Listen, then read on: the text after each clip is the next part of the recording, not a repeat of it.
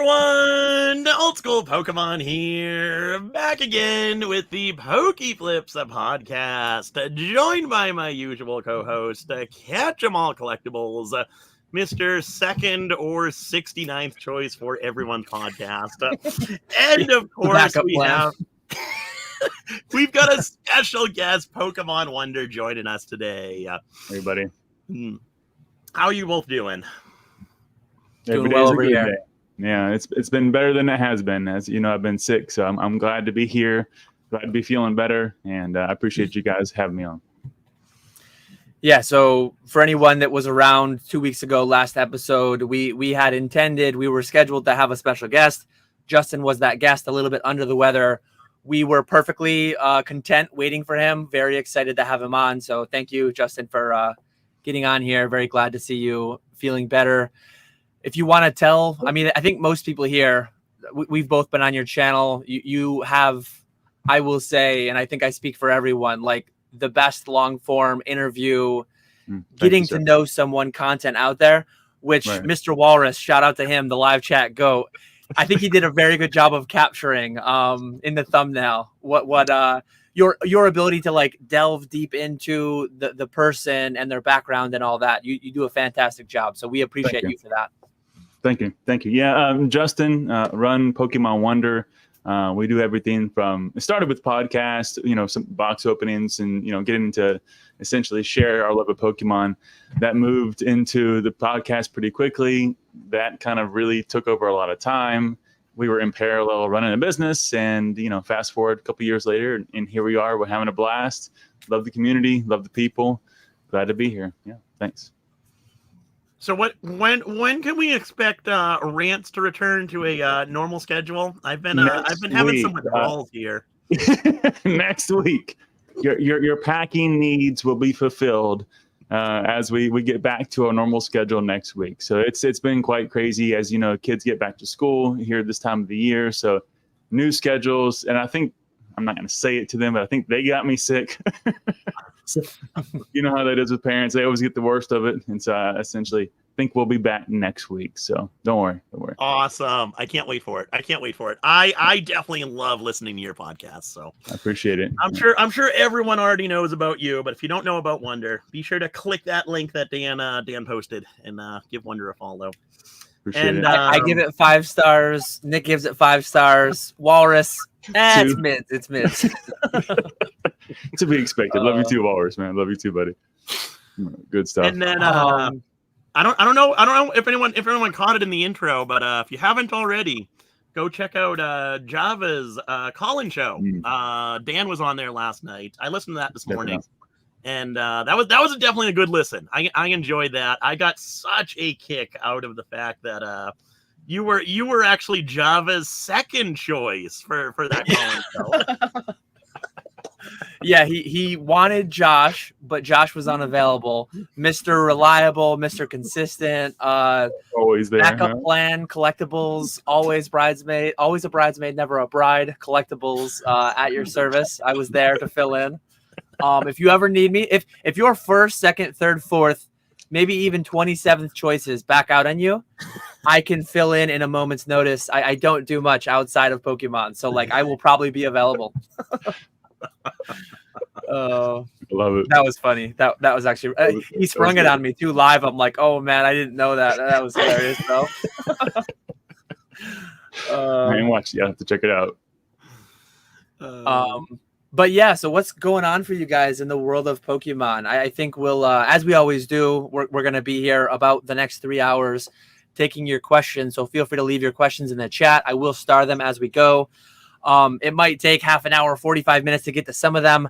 I'll try to work through them, weave them in to where they make sense, where they kind of flow nice. But anything big on your radars, anything big going in your businesses that you want to talk about at the outset before the questions pour in? Mick, you want to go first, sir? Sure. So, I've got some big news that I'm excited about. I think we briefly touched on it last episode. But I am officially moving on out to Chicago to be closer to Vandy, Ponga, PokeSmoke, Mertz, and of course our buddy Walrus. So I finally got an apartment out there. Super stressful trying to find something. But finally got one. Moving in October 1st, so really excited about that. Wow. Very Gonna be so nice having Walrest there to pack orders for me, or at least help pack orders there. That way I can spend more time doing other things, going live more, trying to buy more, and actually have somewhat of a life outside of Pokemon. What? That's not fun. What are you doing, man? Sounds like you're slipping.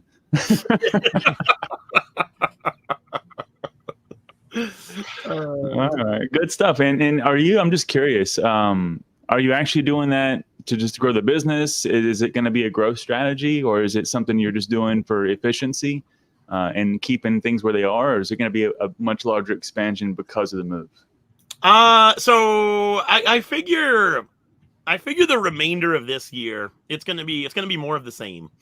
I'll still keep the same live schedule. Grow the eBay store a little bit. One thing with this move that's gonna be exciting is I'm actually gonna be getting back into mass openings. Opening, I'm figure like how I did before, 1,500 to 2,000 packs.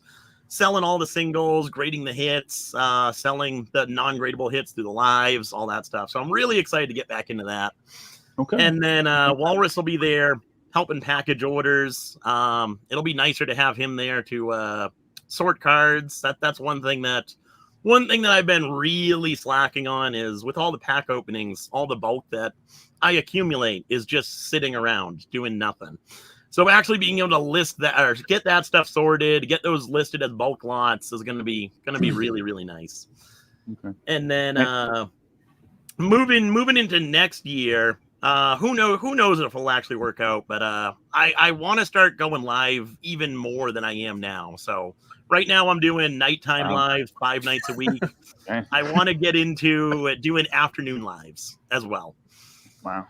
Okay. I hear eBay is coming out with a feature in 2025 where, like in the Matrix, you just insert a plug into the back of your head and you are thrust into the virtual eBay Live world. And Nick is very much looking forward to that rollout. Yes. Yeah. Real life and the live life is all one, right? It's all one. That's right. Yep. Much of the similar in my side, not moving, but definitely trying to reach a point of stabilization, which this may lead us into other places. But my biggest thing is getting into making sure that I have what I already have access to in terms of inventory and items, that I have them properly listed, and I'm maximizing essentially the opportunity that I currently have. Number one goal is, obviously supporting the family, making sure we can take care of the necessities, kids' education, like those things are the top priority for me. And so that's really a transition from probably March of this year. So for me, I went full-time, haven't really talked about it a whole lot. So kind of maybe more officially here, but full-time since March in Pokemon. And in doing so, that obviously has a large responsibility with the family and kids and school. So top priority is to make sure we take care of them. And outside of that, I'll be looking to probably expand more into sealed myself, just modern sealed, just making sure I have that flowing through as each set is getting released. Have plenty of singles, more than 80,000 singles already listed. So still working on that and have about another probably 30 or 40,000 more to go. I'll get those in. And of course, that always is a moving target. But I'm doing right now also box breaks once a month. And I want to work that to maybe 2 to 3 times a month, maybe even once a week. But I don't want to do much more than that at this time. But it's something I really enjoy. We open some packs, do some live giveaways, connect with the community. And that's something I want to expand just a little bit on. But go ahead and set the question out up front. I don't plan to do any eBay lives, whatnot, drip. None of those things are really in my plan as of now. I'll never say never, but not as of now. Gonna stick with the YouTube combined with the store. Yeah. So we run the storefront. We have a Shopify storefront. We run that integrated with TCGplayer and eBay. And those are our primary sales channels. And those are going to be the main things I focus on, really trying to maximize conversions into the website, to be honest, more from not for any other reason more than just fees, trying to minimize fees and maximize profits. And I did just linked PokemonWonder.com where you can find Justin's products. I did forget to edit the description and include those. So once it's done, I've already left a note for myself to add those links in. But earlier I linked the YouTube channel, and maybe periodically throughout the chat, Walrus or another wrench, another mod. If you guys could just throw a couple of Justin's links throughout, that would be great. Appreciate it. One thing, we did have a question come in. Yeah. That Walrus had asked that you can kind of tie in well. So what was the catalyst for going full time? You mentioned it's been since March this year. Yeah. So my background in large part is technology. So I was in IT for 21 plus years. And the last areas I was in was really in innovation. So I was leading an innovation department I worked in a chemical company. So we basically created color. You go to Victoria's Secret, Nike, you name it. And we made the color for the clothes or the articles that you pick up. And so I ran a lot of the IT innovation within that industry for a company that used to be called Clarion.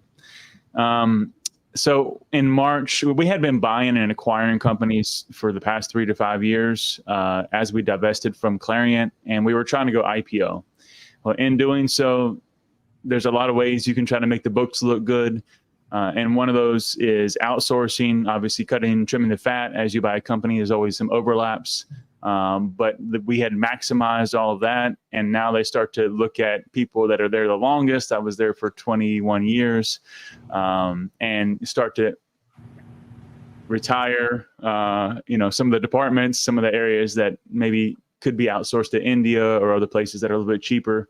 So that's part of what happened. And so my entire department got moved out of country. So I left on good terms, and I was thankful for the experience and the time that I had there. But that then led me into a decision. So I can either get back into the workforce, which was an easy option given the background, the experience. But I knew the next step for me, which was already offered in the company, was going to be a higher level position. I was already leading the innovation department. The next thing was CEO or CTO, excuse me. So I didn't want that because I would have had to move to Spain. I would have moved my whole family. It just wouldn't have been ideal at the time that we were at. We had just had our second child. So I know if I take that next role, I'm going to be consumed. I'm going to be traveling all the time. I'm going to be gone. I'm not really going to be present for the kids as a husband. And that's fine. There's nothing wrong with that. But the question is that what I want? So I talked to the wife. We had already had this business running on the side more as a hustle. So from there, we kind of made a joint decision to say, hey, you know what? Let's give this a try. What can happen if we put all the effort into it? So we gave it a try. And we're out of the trial mode, to be fair. We survived. We met some of the metrics, not all of them, but we met some of the metrics we wanted to reach within that trial period. And I'm striving to essentially replace what I used to do. I'm not too far away from it, but I still have a ways to go. So I'm open, I'm learning, working hard, and putting the time into it, make it happen. Yeah. Awesome. I didn't hear that. Yeah. Nice to have another one in the full-time space. It's it's definitely fun to be your own boss, set your own hours, and obviously you still have to answer to the customer. The customer is still your boss. Instead of one boss, you just have a lot of them, I guess. But if done properly, you don't hear from them that much, right? There's not much micromanaging when you're. Oh, that's actually one thing I did want to point out. So, unbeknownst to me, I accidentally, not accidentally, unbeknownst to me, I actually bought a card from Pokemon Wonder through TCGplayer, and I will say professional packaging, all that good stuff, very high condition cards that did make my grading pile. So maybe if you're making some grading plays, I don't know how much he does, perhaps not too much. I guess you want to talk on that before I continue on? Yeah. Are you raw only? So I do a little bit of everything. I don't grade mass amounts. I really handpick what I want to grade. We're probably grading about 300 to 500 cards a month. So not that many, and compared to, I guess, some. But we handpick what we want to have there. But we want to have enough inventory that we keep people coming back who want the graded cards. But we do tend to go towards some of the niche areas, some of the things that people don't typically grade, that's low population, that if you're a PSA 10 collector of E-Series, Ruby, and Sapphire, we got you covered, right? So we're trying to do some of that. It's obviously less liquid, but it does bring a premium, and it also helps fulfill a need that I don't see a lot of in the market. So we're trying to find that balance. So we do that. We obviously do raw, we do sealed, we do the box breaks, we do some random, merchandise, whether it be some WotC employee things, some old magazines, like really cool, like nostalgic things that we try to also put there as well. But a little bit of everything, and try to service each of the markets based on the demand. Mm. And where I was going with that, I do have a place that I'm going with that. Sure. So very professionally packaged. Both cards, actually. I won't spill the beans on what the cards were, but there are some grading plays that I'm making right now. Ultra modern cards that very, very high quality, already outbound to PSA.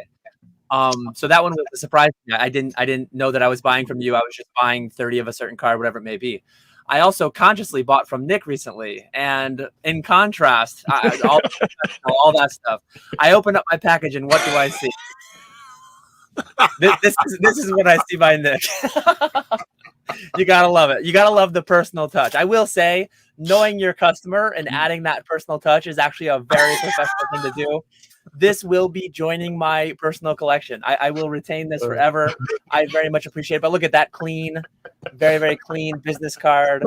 You got top loaders, you got the team bag, all that stuff, and a personalized love note. So thank you, Nick. Thank you, Nick and Justin, for your fulfillment of my orders. I was wondering if you got that. I thought you were going to shoot me a text after that. I almost forgot about that, actually. I opened it like 45 minutes ago. I opened it not too long before.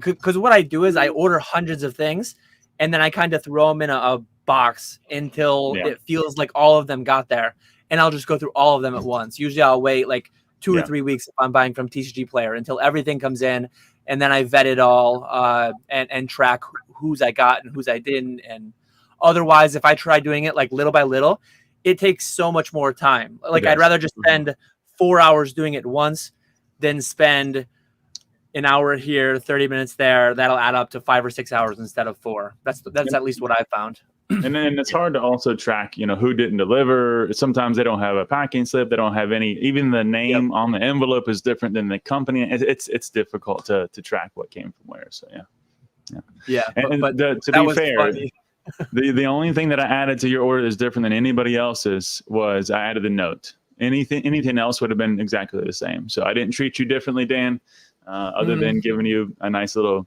for your grading pleasure. I know, and I have it somewhere. I saved that note too, but I tried finding it quickly to put them together, but everything is a mess because I just went through like hours worth of opening up packages. I will see if I can find it throughout our episode, but I spent a couple minutes earlier and I couldn't find it. But yeah, I do save the nice little notes from people that I know. I have an eBay Live order from Thrifty too that is somewhere. So with your sales wonder, where would you say? Oh, there we go. Where do you think you have the most sales from? Is it eBay, TCGplayer, your website? It's interesting because I figured some of this might come up in today's conversation. And I've misspoken, to be very honest. As people ask me off the cuff during Collecticon, the parties, whatever it may be, I spoke off the top of my head. I actually had pretty inaccurate numbers. So I looked at them today. I was like, okay, and then you set the record straight. So overall, my TCGplayer, eBay, and then website split is about 40-40-20. Website being last, and eBay and TCGplayer being 40-40. So they're pretty even. I sell clearly more singles on TCGplayer in mass. I mean, the average order quantity that is 10. So I'm getting about 10 singles per order, and the average order value is about $35. Oh, nice. So that kind of gives some perspective. Now, there's obviously some people who order 100 cards, right? As you know, Nick, probably well better than myself, and some that order one. But obviously, the averages here are what we're speaking to. The graded cards, obviously, I don't try to play the whole game of selling a graded card on TCGplayer and posting pictures or a Japanese version when it's supposed to be English. Like that whole thing just makes me angry. So I list, and I can talk about my efficiencies and how I do that if you want me to later. But it's just pure English cards as of now. You know, obviously Japanese to come. They just made an announcement, but English cards as of now on TCGplayer. And I try to do a good mix between WotC, mid-era, modern, especially playable cards. I played TCG myself. So I kind of keep a pretty good eye on what's out there and what's playable. And so as soon as those come in, I'm listing those first to make sure they get in the hands of the players and when it's relevant before rotation or anything happens. So it's about 40-40 is between eBay and TCGplayer. Yeah. Awesome. And then the website being 20%, that's pretty good too. I know that was I didn't put enough time and effort into my website, but it's tough getting people over to your own website. It is. And a couple of things that really were clear to me as we started to make that transition was, pass the savings along to them. So if I'm able to save the whatever 12.5% from eBay, okay, here you go. You can have it cheaper. Here's a discount code. Go for it. Have a great time. And that's the cost of customer acquisition. So if they want to buy it there, they get the same return policy, the same, guarantee, same packaging. Everything's exactly the same. They maybe just get it a few dollars cheaper. And hopefully that's the case. So that's how I try to get people over there. And of course the box breaks help because that brings people to the website and they buy directly from there. Yeah. Yep. Yeah. And one timely topic too that you guys might have seen, but TCGplayer is actually adding. We got Retro in chat, Giovanni himself trying to drum up a little business, wanting to know if you're looking to add Japanese to your TCGplayer business. But is that something that either of you are doing anything to like pivot into? Do you plan to buy from there? Maybe a little bit of sourcing? Do you plan to sell into it? Me personally, I'll go quickly first, and then I'll pass to you guys. I think I have direct enough access to buy from Japan already, primarily through Retro, sometimes through using coupons on various Japanese middleman websites. So I can buy good enough that I think I can get it cheaper than TCGplayer will have it for sale. But I don't think I can get it cheap enough that I can make good margin trying to sell through TCGplayer. Yeah. So I kind of sit in the middle there personally. What about you guys? Nick? I'm really excited for TCGplayer to start offering Japanese. So for one, someone was mentioning this already in another podcast I was listening to. It's going to make the data on TCGplayer so much more accurate. Because right now, if you search like a booster box or a single card, your first couple of listings are always going to be Japanese, and so that kind of skews the sales data. Yep. And so that'll be really nice, and then to have a dedicated marketplace for Japanese singles. We really don't have that right now. Will there be a demand for it? I think there's gonna be some type of demand for it. So I think instead of Japanese bulk being absolutely worthless, now it's worth at least a little bit because people have an avenue to sell it. I don't know if like Rokas and all the like the card sorting robots have the capability to sort Japanese right now. But Roka does. No. Roka does. As far as I understand, I don't know how well it works. I've never tried it, but Roka does. Okay, so that's important. Yeah. But the downside to Japanese is, I know me personally, it would be really, really tough for me to sell like you could sell like English bulk cards, commons, uncommon, stuff like that. Really, really easily. Put them in by set alphabetically, pick them really quickly. With Japanese cards, it's going to be a lot harder unless you actually know like what every single Pokemon looks like. And with all these new Pokemon that are coming out, I would have such a hard time figuring that out. So it would take me so long to pull orders. So I don't think I'll be getting into TCGplayer. Because your organization's by Pokemon alphabetical. Yes. Okay, And that's just not being able to know that read the names of the cards.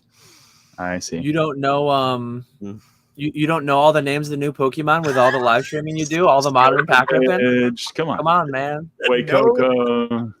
Come on, man. I honestly think this is going to be huge. I think what TCGplayer is doing, we've all been waiting for it for a long time. I've been asking my rep for a long time. I think it's going to be huge to overall sales of singles and sealed of Japanese in a marketplace that's trusted, but then gives that clarity, which was what kind of the opening point from Nick was. We've lost the clarity because people are trying to shove Japanese into English placeholders. And it just messes everything up. The price points, everything. Now we're going to have that venue through TCGplayer, which takes away some of the complexities of eBay and searching and different pictures. And that's why the stock photos are so good. And just the very simplicity of searching for a single set, a card, finding that and ordering it. I think this is going to be huge now applied to the Japanese market. So I am very excited. I've actually been holding a massive amount of Japanese cards waiting for this moment. So answering both retro and your answer or your question there, Dan. So I've been holding quite a bit, and because I've been talking to the rep and she says they've been developing it for a long time. She just didn't have a release date. So this was, we were actually talking to Danzard a little while, I think last week.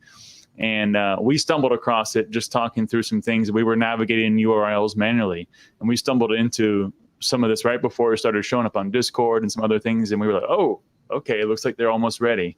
And sure enough, within a week, they announced it. So I'm going to obviously fill in the backlog of all the singles that I've been holding. So that's the number one priority. Get through those. Now I can master both Japanese and English in terms of having those singles available.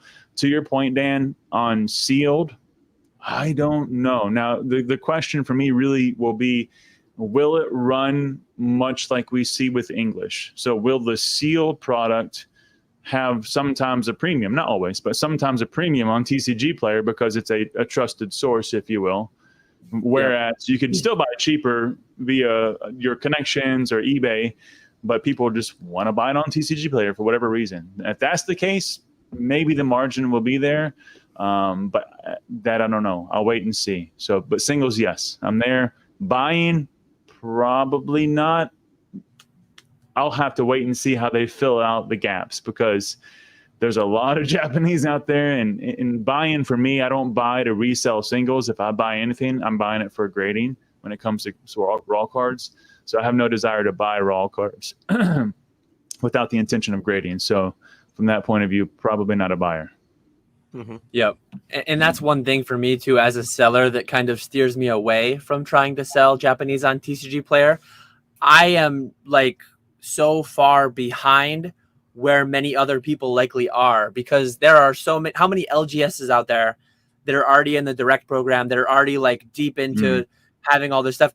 And they have like, and hopefully Mason is in this too. Like, hopefully, I don't know if Mason's spoken on it yet, CNA Games, but like having a bulk mountain, having all these robots ready to start sorting the stuff through. Maybe some amount of people have the stuff already sorted, ready to go. They might already have the CSVs ready to just upload tens of thousands, hundreds of thousands of singles. Like, there's probably people out there poised and ready. Whereas I've got a handful of maybe several thousand Japanese bulk spread across a lot of not ready to go whatsoever. I did look though, the day that it was like kind of pushed out there, I'm like, let me throw up all the boxes that I have on hand just to get those first couple like sales at maybe too high of a margin before the listings got all filled out. I liked what TCGplayer did though. I liked that they gave it like a 2-week heads up. Hey, get your stuff ready, get your stuff in queue. October 1st, we're launching. That way the consumers didn't really get beat up with like 50% over market products or double, triple, quadruple. But yeah, Dan's Roka looking at Dan. Brother, why are you free and not tethered to the wall? Oh, man. Can confirm Mason is not ready. Okay. Yeah, I've been sorting my Japanese bulk for a long time, so it's set. And by the way, this is why I did it by number, Nick. That makes a lot more sense. Yeah, so everything you see behind me here, all these things are sorted by set, by number, in condition order from near mint to damaged. Okay, so wow. It's doesn't matter what language. Nice, awesome. Now, So again, check out. I assume you do that for everything. You do that for even English stuff is by number. Yep. Yeah, Okay. by set, by number, by condition. Every now and then I'll have a question for myself, like, hey, was this the right thing? And I may have to take a moment and maybe correct something in my inventory I did wrong in the early days. But for the most part now, it's smooth sailing. Yeah. Mm-hmm. Nice. Appreciate it, bro. And go check out PokemonWonder.com. I've got it up on screen there again. Exactly. He will have 80,000 Japanese singles up there along with Pretty eBay and TCGplayer. And I do have to say quickly before I forget too, thanks Java for gifting 20. And thanks again for having me on last night. It was a fun chat as always. We've got a nice question backlog building up. I will weave my way through them now as we get going. I have seen Mason playing some virtual card shop simulator. He must be practicing for the Japanese launch. Late night Discord. I know there's a lot of Discords out there. Shout out to the Spicy Boys TV. They have a public Discord out there now, and I've seen voice chats pretty active. I was actually last night. Shout out to another friend in the space, Hive Mind, formerly Gengar's Den. Right. I got into a Minecraft server last night, Cobblemon. I'm scared for how much fun I was having last night. I should not have spent an hour and a half last night playing Minecraft, but hanging out with friends late night in Discord. My poor Quaxley fainted twice already, but I caught several different Pokemon, and I already mined my first diamond. I'm going through it all again, and just Jake's doing his thing. Who like every Panga all doing their own thing in there, and we're just playing around in the same server. It's fun. Good stuff. Yeah. Don't regret times of fun, Ben. It's not all work. Man. It's not all. It is tough when a backlog's staring at you as you're doing it, but you do have to enjoy the ride too, right? Let me pop this one up on there too before I lose it. But Brandon says, tough showing from your Patriots last night, Nick. And on the night they play Dan's Jets. All I can say is JETS, Jets. That was a good game. I was very happy to see it. Great game. A quick grooming question. So the way that I always describe it, I am less growing a beard and I am more not shaving. I have no oils, no gels, no nothing. I shower daily. I trim it occasionally. I have some like stragglers that grow up here that like once a week I got to shave those off because they don't fit. And same thing down here. But I don't do anything special. Every few months, whenever it feels right, I run a number 2 over my head everywhere. And then my wife straightens up the back. And then the beard, I think I run a 3 or a 4 over when it's time. What are your guys' routines? What are your secrets? Nick, I do not have any secrets. Sounds like we're more passive beard growers. They're just there, right?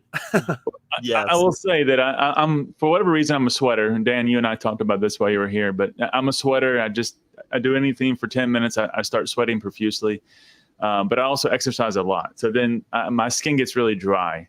So for me, the only thing that I really do, especially when it gets long like Dan's, is I'll throw some coconut oil in there. So some coconut oil, just kind of rub it in, keeps it nice and kind of clean, hydrates the skin, hydrates the hair as well. Yeah, and then I shave every 2 days. Yeah. That's it. There we go. Yeah. There's all the tips. Yeah.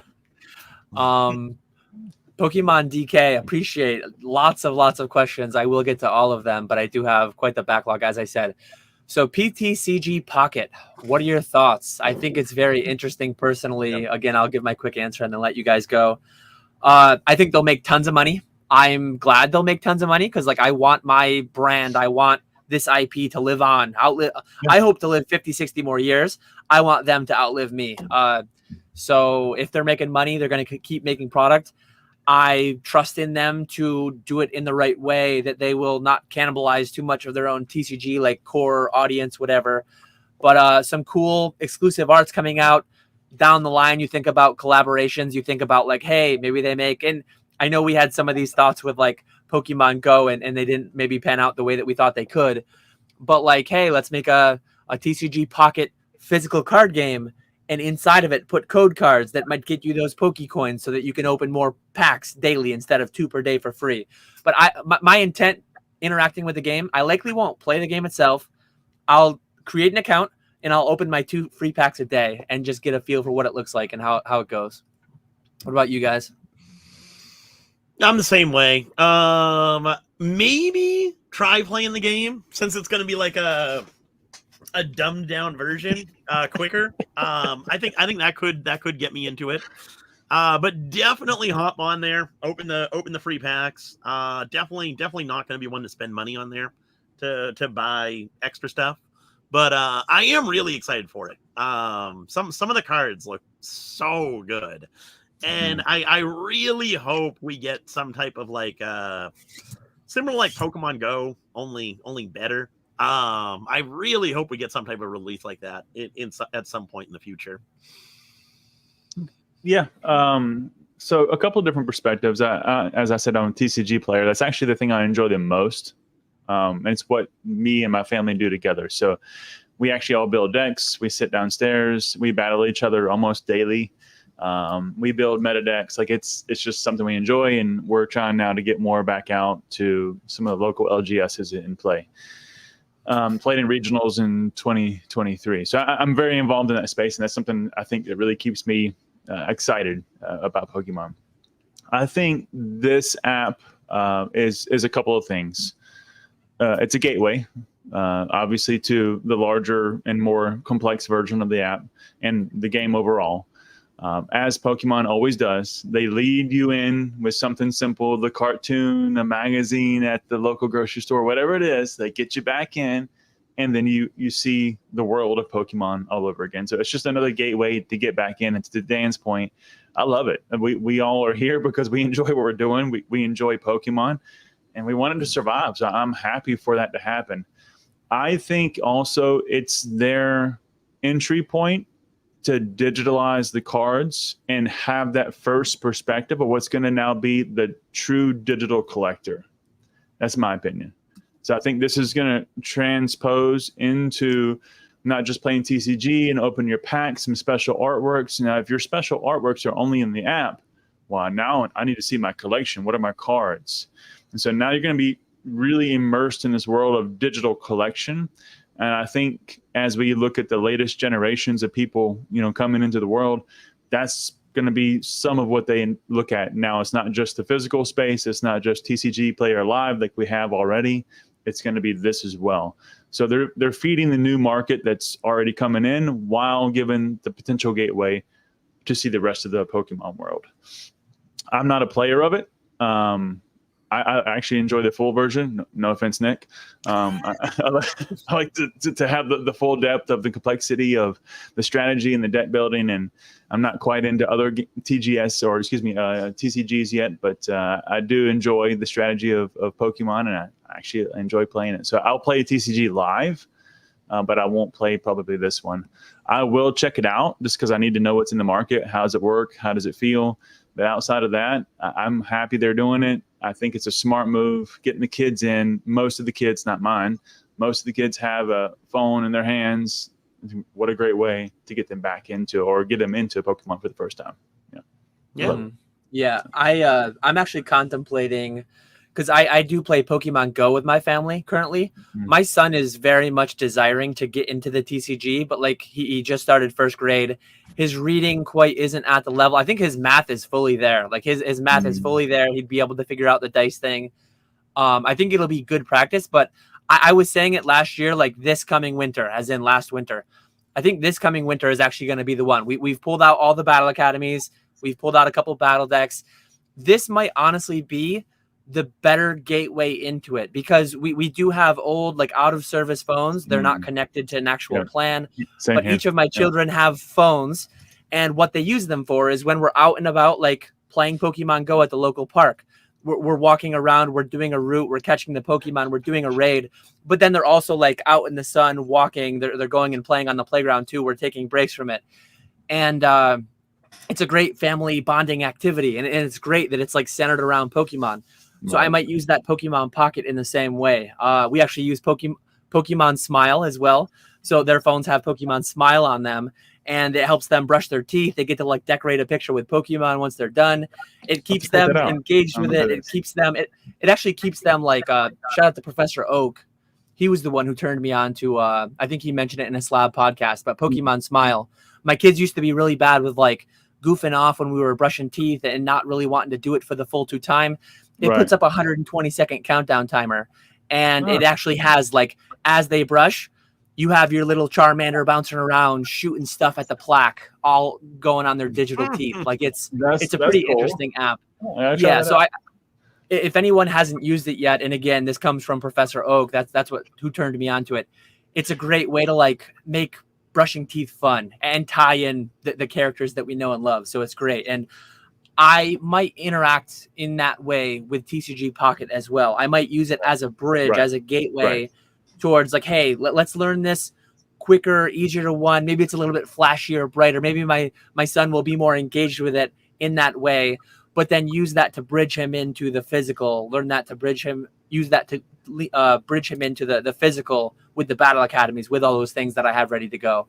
You're much nicer than me, Dan. I just relentlessly beat my son over and over and over again in the TCG game until he gets so mad. He says, Dad, how can I build a deck that's going to win? So then we sit down, we build a deck together for him, and then I got him through it. So yeah, mine's just through repetition of beatings. So I actually have a story that I'll try to be quick with that I think Ernesto will really like. It will save him. He's usually in the chat yawning. He's usually about to jump. Ernie will not be yawning for this story. He will be excited, I think. But yeah, like probably a year ago, we taught my son checkers, maybe a little over a year ago. And he saw we have like a combination checkers board, chessboard. And he like, what's that horse? What's that weird looking thing? Like I taught him all the pieces of chess. I taught him the base movements of the pieces. We were at the library 2 days ago, maybe earlier this week. We were at the library and they had a chessboard and he's like, Dad, play me in chess. And we sat down and I destroyed him without relenting. But like he knew there were times where he tried moving the pawns diagonally, and I'm like, okay, that's only when someone else is there, when you're capturing. He remembered from several months, maybe even a year ago, most of the base movements. And at one point, he was excited because he took my horse. I think it was a knight that he took, but he like traded his queen for it. So he clearly has a ways to go. He was excited that he got one of my major pieces, but he exchanged his most major piece for it. But yeah, it was a fun little thing to see how well his memory was. And I think the only thing missing for the Pokemon TCG is like being able to read a fair bit better, because you do have to do a lot of that. You have to understand higher level ways that cards interact with each other and all this and that. But maybe Pocket will just really be a perfect bridge towards that. Well, and to maybe just tack on to the end of that, Dan, is after beating my son relentlessly, he beats me now, and I'm like, what just happened? he's 10. I'm like, well, he's about to turn 10 this coming month. I'm like, he beats me, and I'm like, all right, son, good job. Let's go again. Can't end on that note. Let's go.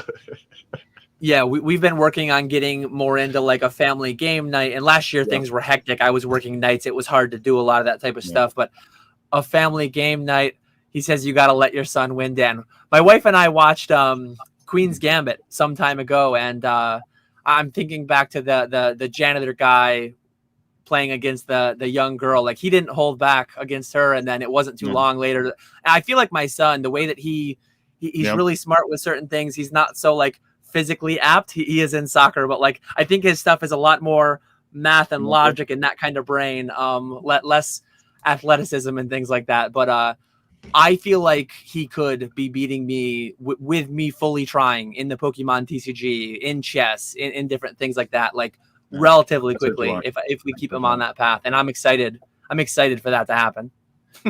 Fully disagree, Nesto. The best way is to teach them to win, not let them win.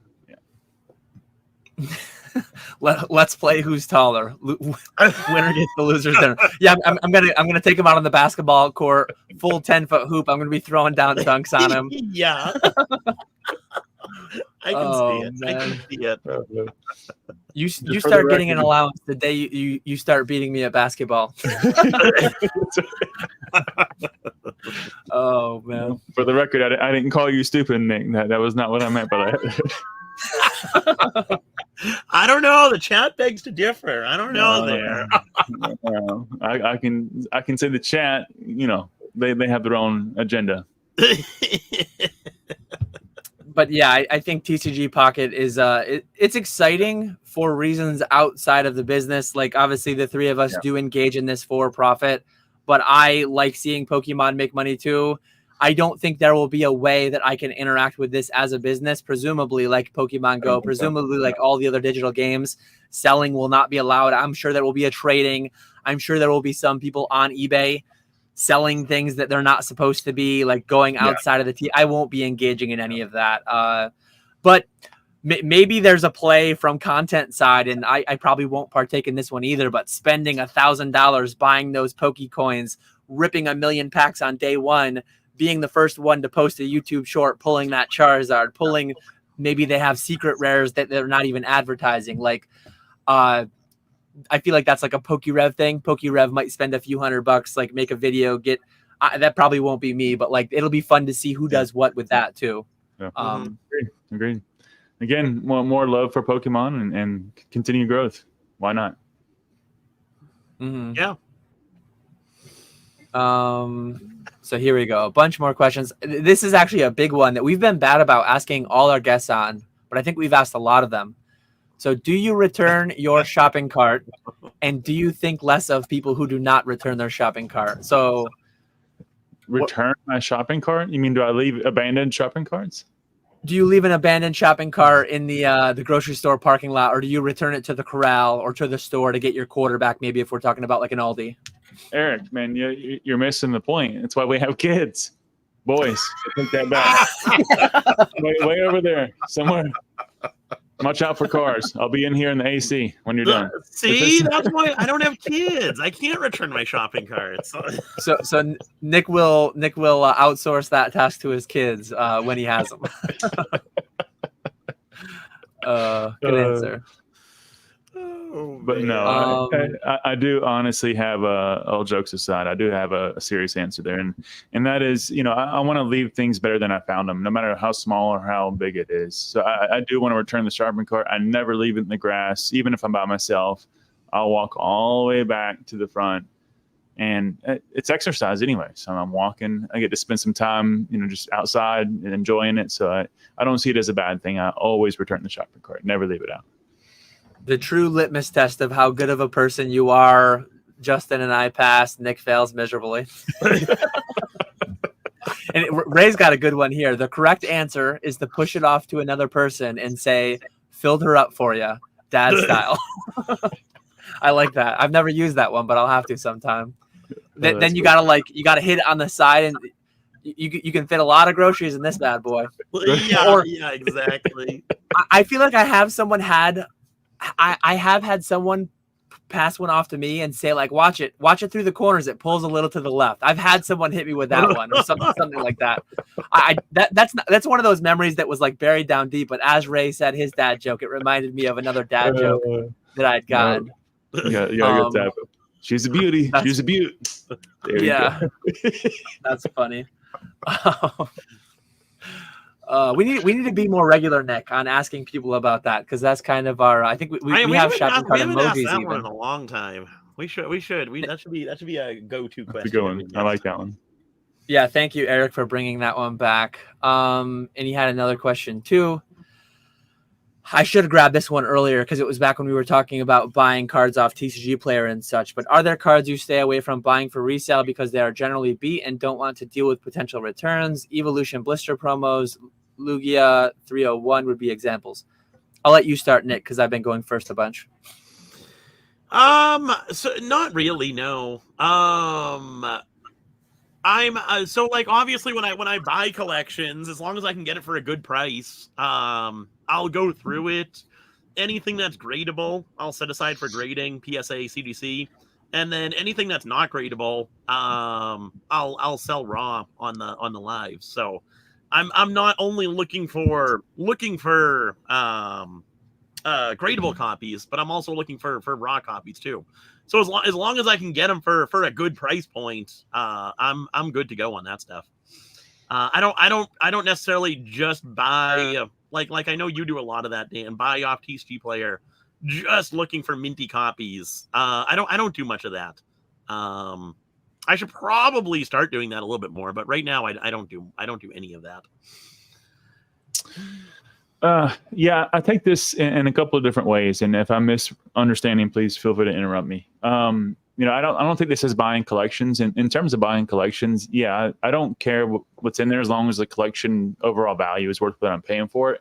And then for me, obviously, I'm looking at then turning that into raw inventory and or potentially some graded cards. But usually, collections have very few gradable cards, depending on how wide the range is of the errors that's in the collection. But for the most part, yeah, I'll buy collections as long as the price is right. I don't care really what's in there because it's not just about the grading. But when I'm buying singles, which I think is what you're more referring to here, if I understand, I am not buying cards that I know that already have a bad track record for gradability. And I'll speak very bluntly and always honestly. Looking at Stellar Crown, opened a decent amount of that. Everything's off center, left to right. Every single, across multiple cases, multiple booster boxes, everything from the commons to the SIRs, that you name it, everything's off center, left to right. I've seen one gradable card across, 10,000 that I've touched. So from that perspective, I will not be sourcing any Stellar Crown, at least for the current print run, for grading. And so I do look at that to say, well, am I going to buy this one in mass? Now, back to Nick's point, referring to Dan, when I'm buying in mass on TCGplayer for grading, it's going to be cards that are relatively new. I won't do it for anything old. And I definitely won't do it for things I know that have a bad track record. Outside of that, for example, Bubble Mew, Charizard from Obsidian Flames, whatever it may be, those were some of the recent ones I did this year. I'll buy those in mass. Because they, for the most part, they're well centered. They're good. Corners look nice. So it really depends. It's a very situational, specific question. But yeah, I won't be buying things that I know don't look good from the first 10,000. Yeah. Mm-hmm. Yeah, I try to not fight the current really. Generally, the plays that I target, I like buying things in mass that I'm not going to have too much non-gradable stuff coming from it. Now that live is going to be spinning up soon for me, I will have a better outlet for more of that stuff. I actually do have Skya running my TCG player. So I have a stack right here of like grading misses that are going to go down to Skya. They're going to be sold back into TCG player. Don't buy from the KetchumAllCollectibles TCG player if you're wanting to buy, because I have personally set aside the ones that they are near mint. If you buy a near mint card, it will be near mint. But you'll not get a gradable card there. You'll get a well-priced near mint, true near mint card. Right. Not PSA 10 quality though. But yeah, Celebration Charizard is a meme for a reason. I've bought hundreds. I've bought I don't know how many I've bought. I've bought several hundred at least. I don't know if I've bought 1,000, but it probably isn't too far from being there by now. Because it has a 70% 10 rate, and you can blindly buy it on TCGplayer, and you can get a very high 10 rate. You can get to whereas if I'm buying some Scarlet and Violet era stuff, some of these blister promos, especially, not only will you have, if you buy 100, you might have 70, might have 80, 90 that you have to deal with later because they can't grade. Not only that, but of those ones that you can't grade, there might be ones that you have to do claims through TCGplayer because it's not near mint, because it's actually damaged, because coming out of that clamshell, coming out of whatever.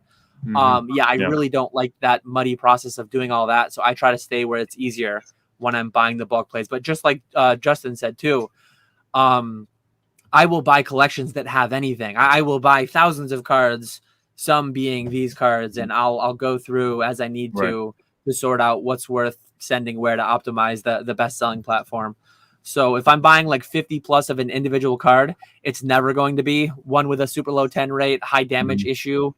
but I will definitely have them from time to time through collection buys. But and just to kind of reiterate what my previous point was a couple of questions ago, I'm never buying raw cards to sell raw cards. Like that makes no sense. Like by the time you take out your fees and then of course turn right back around and sell it with your fees for seller's fees, it makes no sense to buy raw cards for resale unless you're holding for future value, which is a whole nother ball game. So yeah. Mm-hmm. So there's that one. I thought we had one more. You had a kind of a follow up to that. TCGplayer buy-in, Mega EvoMart. Oh, a recent one or a pinned one? It's a pinned one, but it was recent. Oh, okay, yeah. So Dan, when you buy on TCGplayer at this point, are there certain shops you know to stay away from because you can tell they pre-grade, or do you do so much volume you don't notice or care? So a couple years ago, the answer would have been that I was basically just like every time I was going in, one thing that I always do, I always remove direct. I don't want cards coming from the direct program when I'm trying to buy gradable copies. Generally speaking, those have passed through more hands. Generally speaking, the shipping and packaging methods that they use are not as good for that.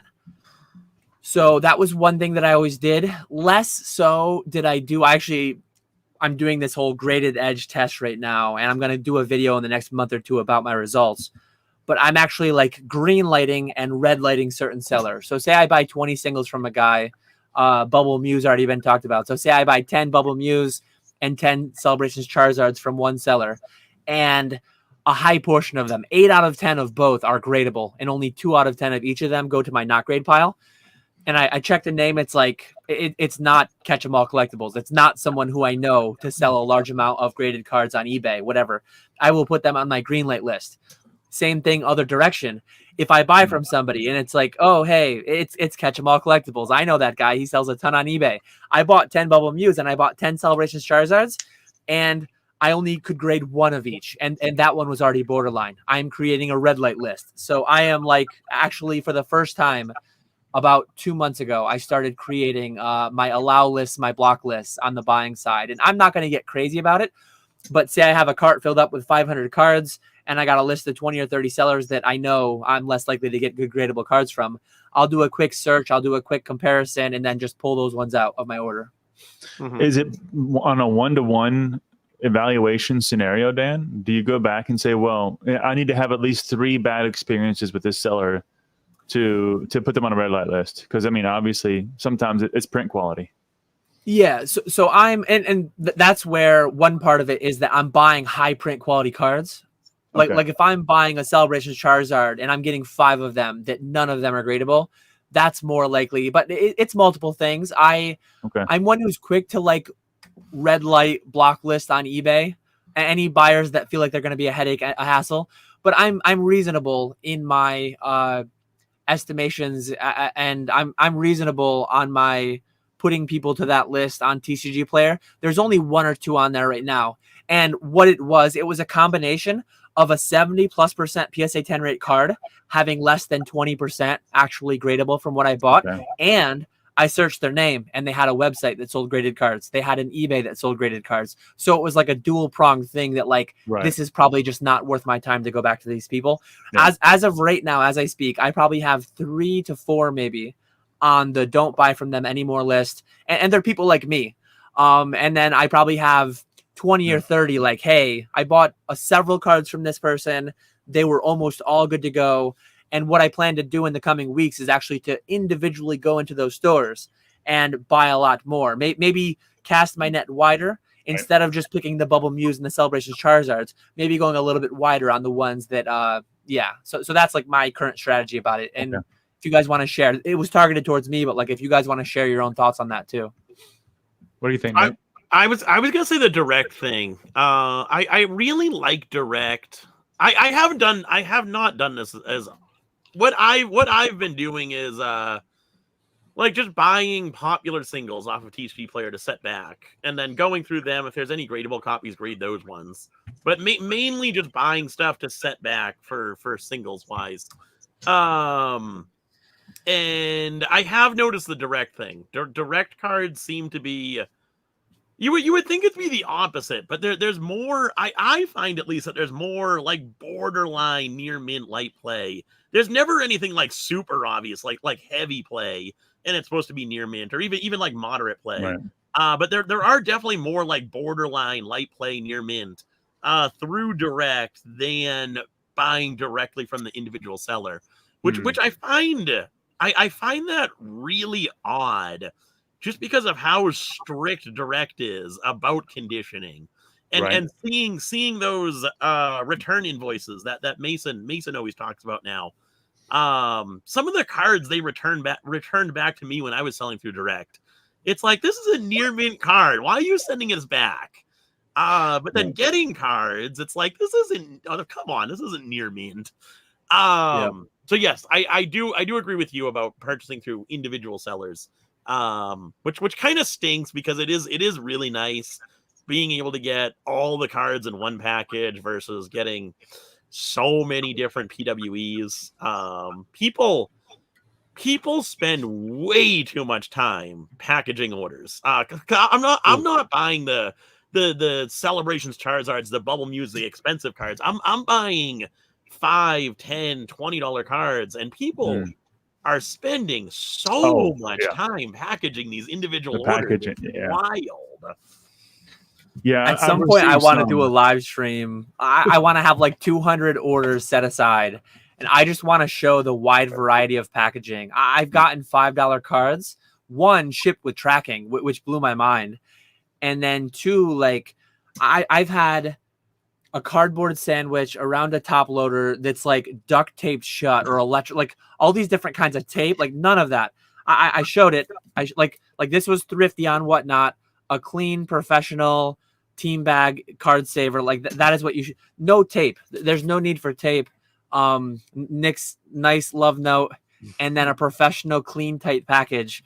You don't need, but I will say, there's a decent correlation between people who way overpack and actually getting gem mint quality gradable cards. Like they're just not as deep into it. They're not as high volume. They're not as optimized. So disproportionately, I find that it's more of a hunt to actually get to the card, but it's usually worth it because that card is more likely gradable, from what I've seen at least. That is true. That is true. And then one other like TCG player, staying with TCG player.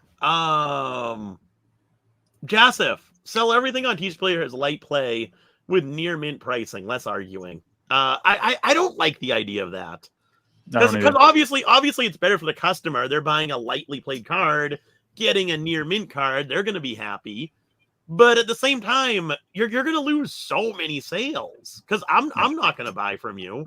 Because you're advertising it as lightly played. I'm just going to immediately pass on that. And I think a lot of other people are going to do that as well.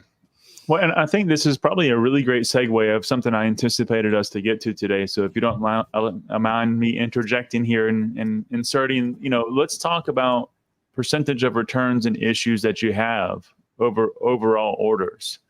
I think it's a misperception of what people think. And Nick, I know you've talked about, returns, I offer returns, and it's for a reason, obviously, especially on eBay with the top seller perspective.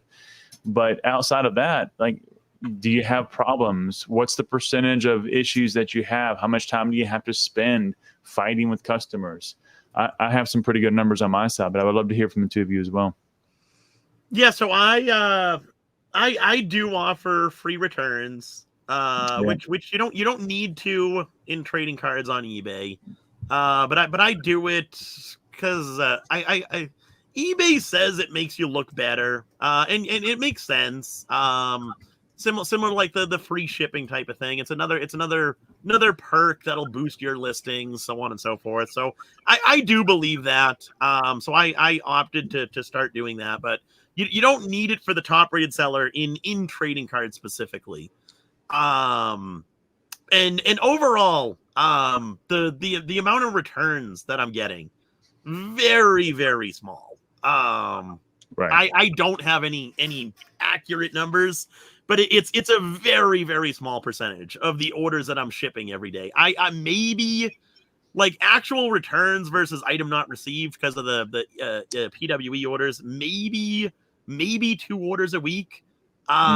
It's a super small percentage, and I think the returns that I'm getting of those very small of that very small percentage of returns that I'm getting, I don't think it would really matter if I didn't offer returns, because the people who are returning stuff are just going to skirt around that and say item not subscribed if I don't offer returns, and then eBay's going to force the return on me. So I wouldn't be necessarily worried about these bad buyers on eBay. The vast majority of buyers are ideal buyers. They buy something, you ship it out, they leave feedback, they don't leave feedback, and you never hear anything from them. You just hear about all the horror stories because that's what people talk about. They don't talk about, it would be make for such a boring YouTube video if you just talked about all of your good buyers. Nobody cares about that. Everyone wants to hear the drama. Yeah, I overall returns less than 1%. I actually offer them on more things than ever on eBay. A couple of years ago on this very podcast, Nick and I would have been both quite anti-returns at the time. And we've changed our ways because the algorithm is so friendly to the search results for listings that offer not only free returns, but free 30-day returns. I offer on a lot of my listings. And I get so few. I do not get one a week. I might get a couple a month. I might get 1 or 2 a month, and that's across hundreds of orders, less than 1% per my metrics. And if you do something so drastic as calling all your near mint light play, you are costing yourself so much sell through. You are costing yourself so much liquidity at the benefit of only 1%. It's like if you fully eradicate all your returns, you are spending so much. It's like throwing the baby out with the bathwater. You're doing way too much to save too little. It's not worthwhile. We have go ahead. I was going to say, what was the number of orders you have in like a week, for example, Dan? Just to kind of give some rough idea there. Is it 200, 300 a week? In eBay these days, it's more like 50 to 70, depending on, but it's somewhere in that vicinity. It's a lot lower now. Okay. Yeah. So, and to answer the same, to give another perspective, because I'm more in this singles space than these gentlemen are. I have, to give real numbers, it was 150 orders ish in the past 7 days. I get a fraction of 1%. So about a tenth of 1% is where I have any issue. Somebody needs something, they didn't like it, item not received. And most of the time, it's I haven't got my order yet. I say, please just wait longer with a nicer message. Of course, canned response. They wait a little bit longer and they get it and they're happy. So most of the time, it's just USPS delay, and they look at the tracking number and it's not updated, it's not scanned properly by eBay, envelope shipping, which is give or take 50-50. So most of the time, it's never an issue. Returns is a fraction of that. It's a fraction of the tenth of 1%. So it's so small. And to the point of the original question, I definitely follow TCGplayer guidelines for conditioning. So near mint, lightly played, all that kind of good stuff. And most of the time, nobody ever has a problem. And remember, most people are not buying to grade, like Dan was talking about earlier. They're buying to put in their binder, to put it in their deck. So that they don't need to have a little white dot there. They don't care. It's fine. And so most of the time, you're going to cheat yourself if you underplay the condition just to avoid a problem. To Dan's point, so keep the baby. It's worth keeping in the water. There's a lot of heated tape debate going on in the chat. It's cheaper, I think, right? It's definitely cheaper, but like painter's tape, it doesn't look as good. I've actually received it leaves less residue. I can't say it doesn't receive no residue, but I've received many cards where the card is up against the tape. Yep. And you absolutely have risk of something going on there. I'm a super easy buyer. I'm not going to sweat it. I'm not going to hold it against people. It's like if the card is fine, it's fine. Well, don't use temp letters. Use semi-rigids. You don't have That- to worry that's about I what I still think, like too. using the top loaders. I still like using top loaders. why. Which one looks better? I vote Right. Thrifty. Look at how it fits too. It's actually a graded card sleeve, and instead of a team bag. So this is team bag top loader, which is still really good. But I like I'm team graded card sleeve card saver. Well, and here's the thing though, if you're looking at details of how much can you maximally ship in an envelope, and I'm a singles guy, so primarily, you don't want to have a top loader in there. One, you're adding to the actual depth, which is what 3/4 of an inch is what you're allowed, or something like that, or 1/4 of an inch. I forget which one it is. So if you exceed that, there's probably a chance USPS is going to return that to you and say you need to pay more postage. So I can fit 16 cards, 8 and 8.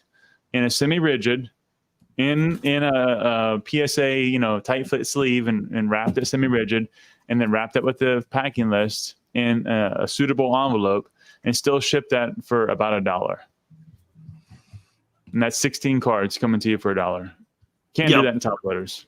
No, definitely can't do that in top loaders. I will say when I was doing TCGplayer singles, card savers were definitely the way to go. Yeah. Okay. But now that I'm mainly on live charging people shipping, I do like top loaders better. The biggest reason is I can get top loaders through my distributor.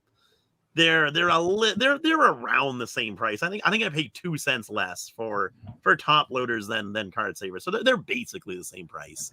But I don't know. I think top loaders look better. With all the cards, I'm buying stuff on TCGplayer for like long-term eBay Live inventory, and even with those cards, I'm putting them in top loaders, putting them into the 5-row boxes because I like the look of top loaders better. Okay. All right. I like card savers so much more. Yeah. But it's a fun debate because there's people on both sides, and that's where the lively debates happen, right? Okay. Well, see, Dan, when I sent you your cards and card savers, how much work did you have to do before you put that in your grading pile? They went right to the grading pile. I looked through the case quick, and I'm like, yeah, these babies are going. Zero. And like card savers being too flexible, that's not a thing. I think sometimes people forget, like this card is going to PSA. This card will 10. I will bend this card a bunch, and it will 10. People forget that these things are printed on 11 by 11 sheets, and they go around drums. And like one issue with a top loader, I've probably only seen it one time out of the many, many thousands of orders, probably over 10,000 orders that I bought. But I've actually had a top loader that got kind of stuck, must have been stuck. Like these do bend a lot too. This is a top loader. They go around the drum. One thing that I don't like, they are thicker, quicker, and I've seen where I've had envelopes torn open entirely because presumably this going through a machine at 1,000 miles an hour in one of the UPS facilities, it gets caught, it rips the whole package open. Whereas I've never seen that with a card saver. Again, in and out many, many thousands of times, if not tens of thousands of times. But to call a card saver too flexible, like I don't know what we're talking about. I can flex a top loader, and maybe this is a cheaper, slightly thinner one. I don't know. But one thing I will say, all this talk of tape, all this talk of this and that, the worst thing, I don't know if anyone saw me rooting around my desk. I was trying to find it. I wish I had one. Those penny sleeves that someone sells that have a built-in tab on them that people tuck inside of the penny safe, I hate those things. Terrible. I hate those things so much. Nick hates them so much that he left the stream. He couldn't even stand to hear about them. I'm sure he's on the same page as me, but I'm actually, as you guys talk about how much you hate those sleeves, perfect fit sleeves suck. I hate them. Stop using them, please. I'm opening a few packages in front of me right now, trying to find the sleeve. It's like a perfect fit, and it's got a little tab that folds down into the penny sleeve, so it's closed from all sides. Those things are awful. Those are miserable. There's ones that do it from the side. There's ones that do it from the top. You don't even know which way they did it from. And it's like I'm spending 10 minutes. Not really. I'm spending 30 seconds to like get out this 10-cent card. What am I doing? Where is it at? Yeah. I know. Because I'm here in the top right position, does that mean I'm your co-host now, or? Yeah. I've been demoted. Nick has devoted himself. But perfect fit suck, and those ones are way worse. And then like you're only taking the card out of the sleeve. How long does it take to put the card in the sleeve? And push that little thing down. Oh, yeah, no way. It's gonna take forever. Hopefully the two sides, tape and team bag, tape and no tape, card saver, top loader.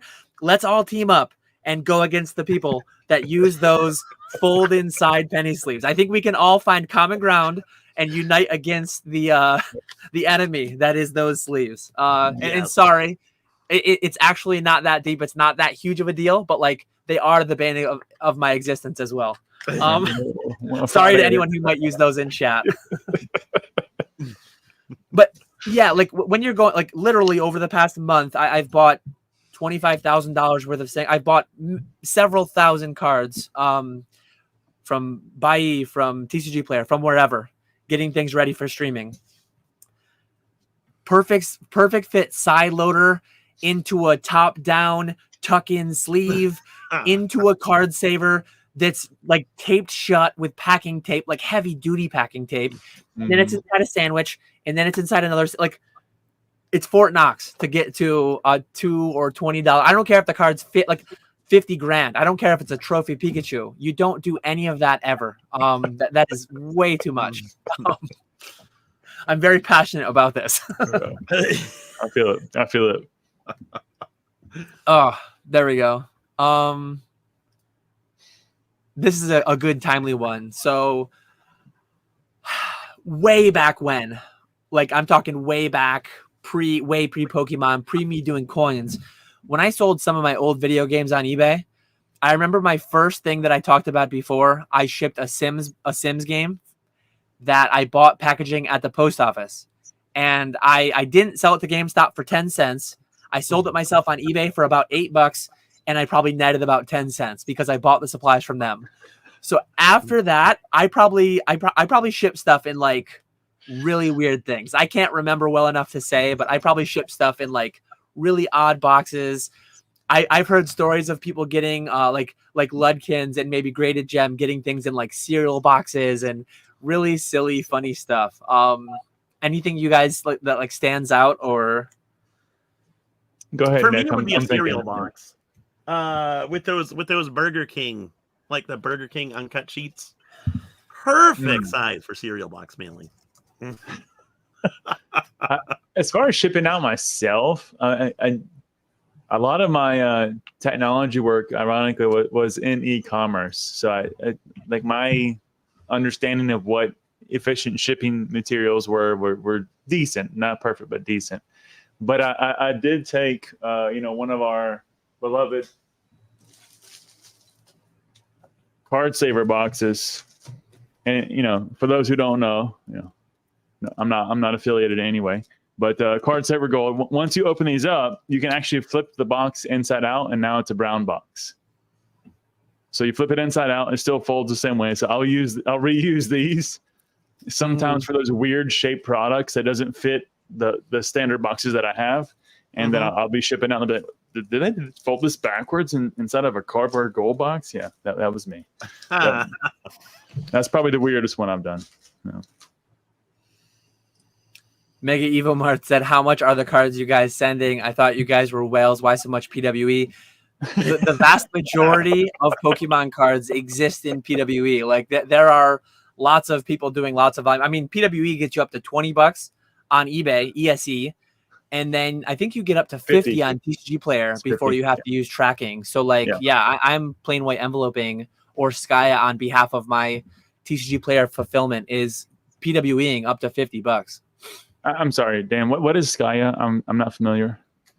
So we had Brett. He goes by Brett's Card Shop. His name is Brett. Skya, that one guy he goes by in live chats in Discord. He's actually he's running my TCGplayer now. Essentially, I shipped all my cards to him. He's got them listed. He does the fulfillment, all that stuff. The dark haired guy with the beard. Yeah, I know you're talking about. Yeah.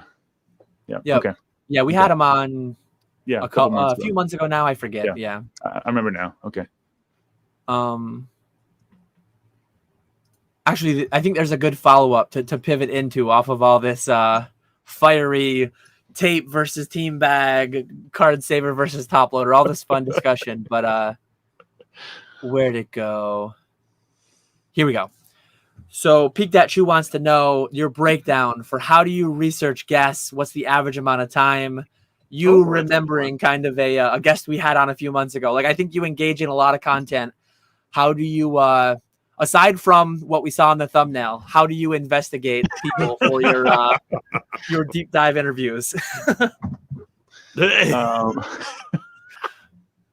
So it's actually quite interesting. Now, obviously, there are some perspectives that are somewhat dynamic based on the person and their exposure on social media. So if they don't have much out there, it's obviously quite difficult. So I'll give you two answers if the gentleman here will allow me to go on a long rant. We're on a Pokemon Rants podcast. So yes, please. Yeah, definitely.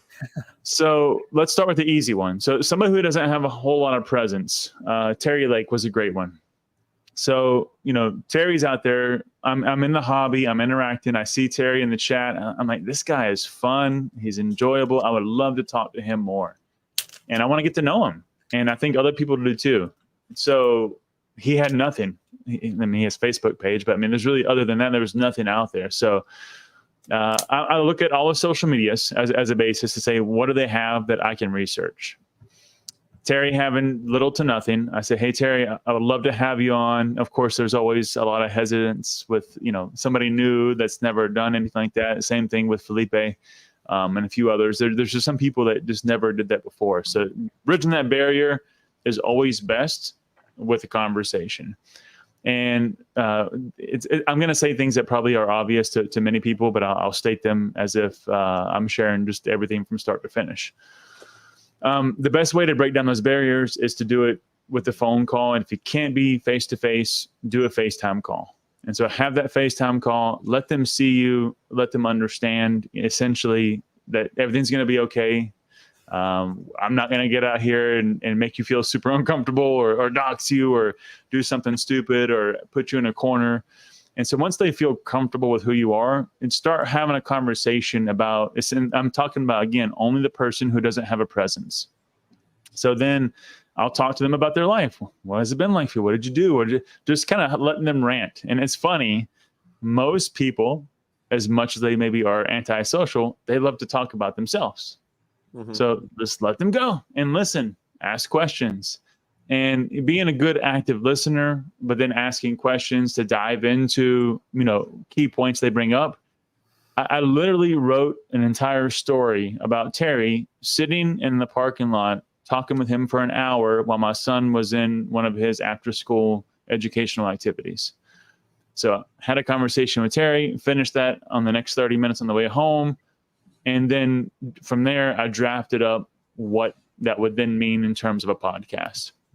And that was it. That was the predicate to getting into a conversation with Terry Lake.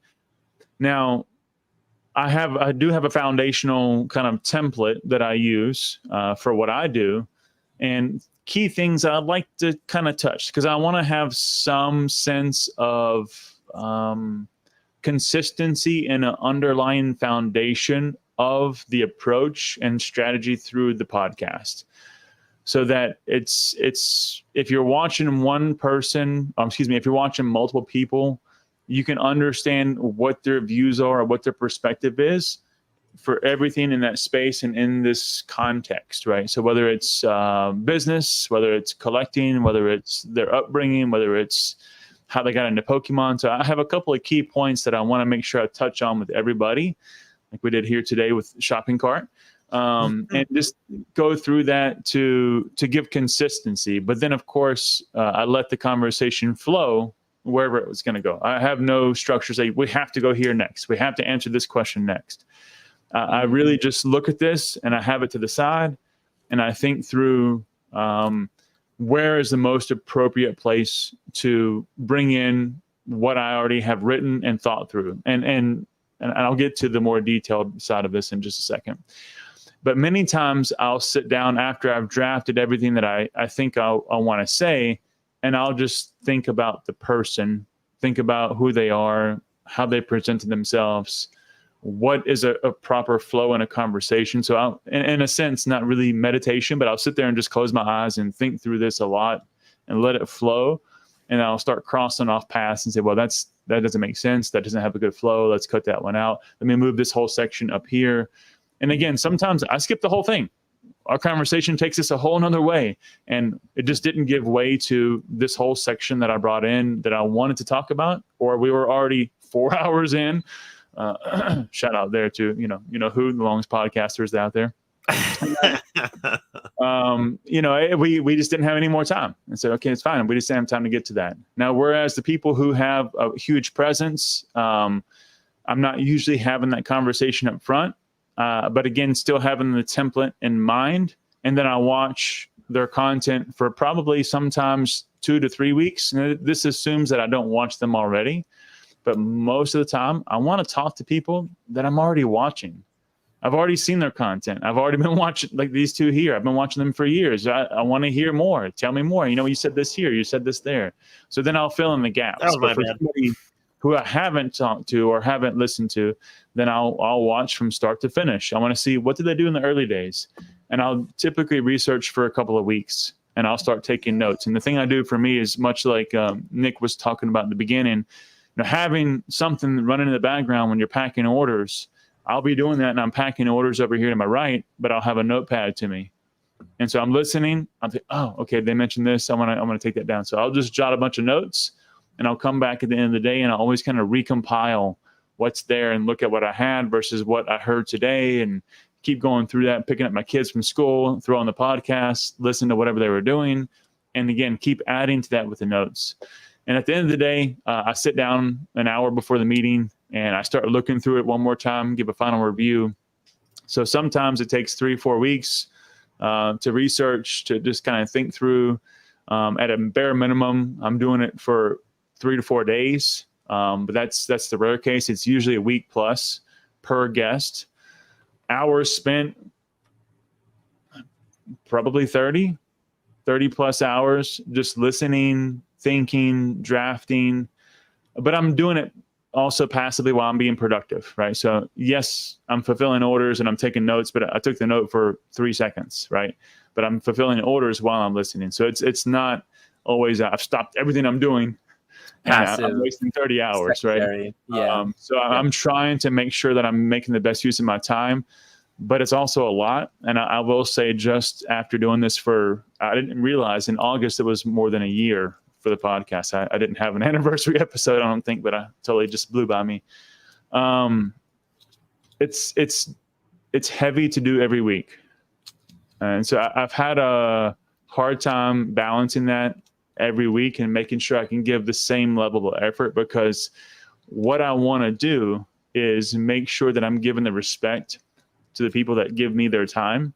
And I do that by the research and asking quality questions and hopefully having a quality conversation that the audience can enjoy. And so it's a lot. And so I've definitely seen that I may have to pull back a little bit, but hopefully I can keep the weekly going now that I'm not sick anymore as long as possible. So thanks for the rant. Appreciate the freedom. Yeah, and as I said before, I would recommend you go to Pokemon Wonders channel if you haven't before. Subscribe and check out the backlog. Look forward to the future episodes coming. And if you are someone that is slated to be on an upcoming Pokemon Wonder, and if you're walking down and you feel maybe a slight breeze brush by you and you look around and no one's there, maybe you're mowing your lawn and you see a little bit of the bush has moved a little bit, but you didn't see a deer running, you didn't see a rabbit. It might just be Wonder hiding out and doing some research, doing some studying. Let me ask you both.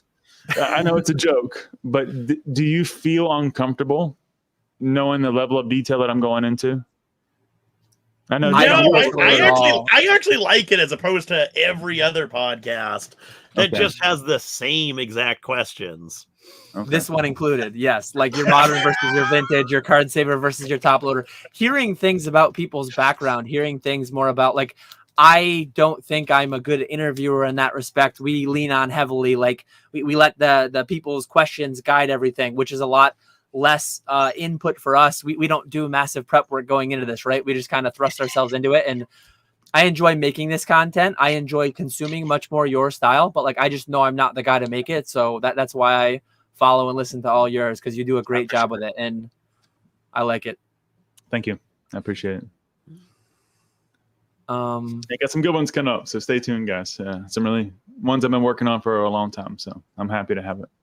Awesome. And I was gonna pop this one up here because Walrus asked, who is left that you still haven't been able to nail down time with? If you don't want to share, if you don't want to spoil, perfectly fine. But I did want to pop that one up there in case. Yeah, no. There's so many people, and this is the same thing I find with any space that you're truly interested in and enjoy.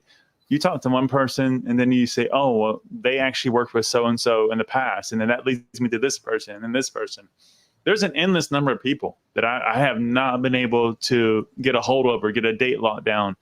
But obviously all the big names, I'm still trying to talk to some of them with doing it in respectful and non-creepy way. Yeah. But I will say, just as a quick teaser, we have Zach coming up in August. So I'm looking forward to talking to Zach, Gem at Pokemon, and a bunch of others between there and after. So you said August. Did you mean October? I'm sorry, October. Yeah. Okay. Yeah. So you're just happy. These things like 12 months out, man. No. It's usually only 2 to 3 months out. Yeah. So he was outside Zach's apartment in Nashville throwing pebbles up at the window. He's got a boom box above his head. But yeah, that's exciting. Looking forward to that one, as well as all of them.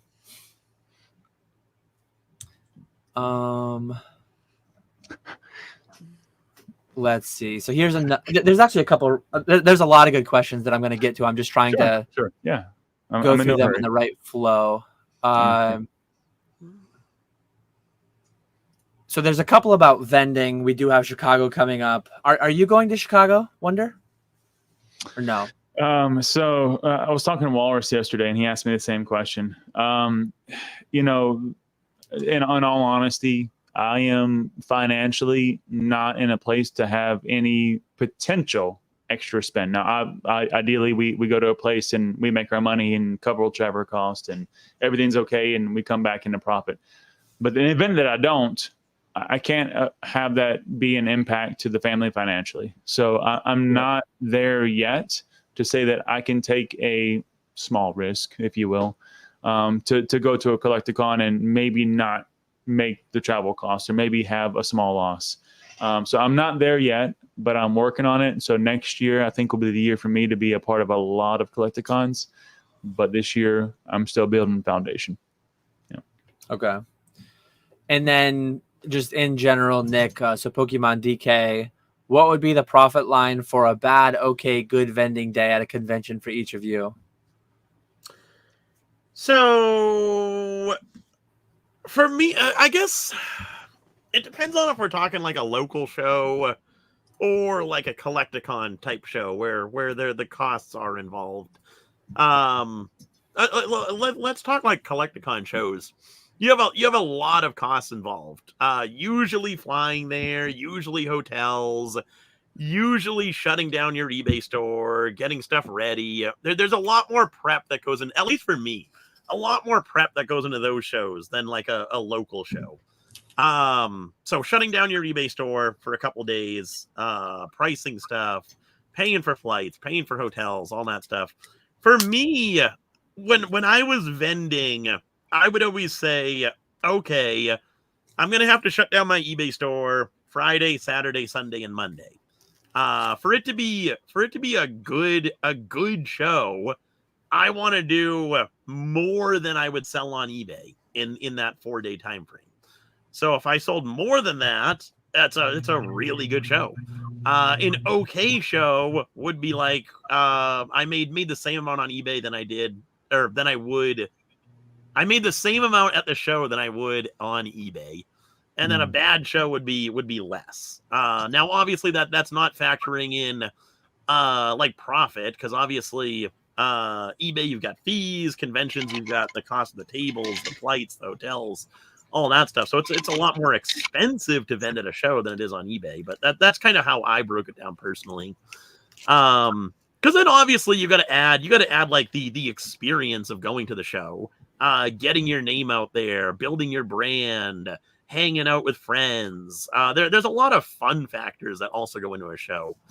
So you gotta kind of weigh all those options and decide whether or not it's actually worth it. There's no, you could go to it if you like. We all say the best part about going to shows is hanging out with people. So Yep.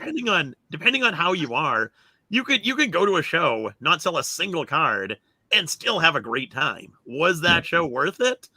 If you're someone who's there to have fun, then absolutely it was worth it. If you're someone who's going there for business, maybe not worth it. Yeah, the calculus is very different depending on what you're doing. I've vended, I've gone just to hang out and kind of consign some through people's tables, which is what I plan to do in Chicago. I've established a lot of like business connections with different people. I've like in the industry proper, like I've met with selling platforms. I've met with people that work at grading companies. I've met with people in established business through that kind. And it's hard to put like a strict dollars and cents to that, right? It's very easy to tabulate up how much was my hotel, how much were my tables, how much were all this. It's relatively easy depending on what you do to know your profit margins. Say you sell at on average a 20% profit margin. Say your costs of going to a convention are $2,000. You need to sell approximately $10,000 gross sales to net that same $2,000 to cover the cost, right? But how much do you value the entertainment, the semi-vacation nature of it? How much do you like? Everyone values those things differently. And then how much do you attribute like the potential upside? Like there are certain relationships that I've formed, like the thing I've got a thing going on with Retro, where he sources a lot of Japanese stuff for me. He fulfills the boxes through my eBay.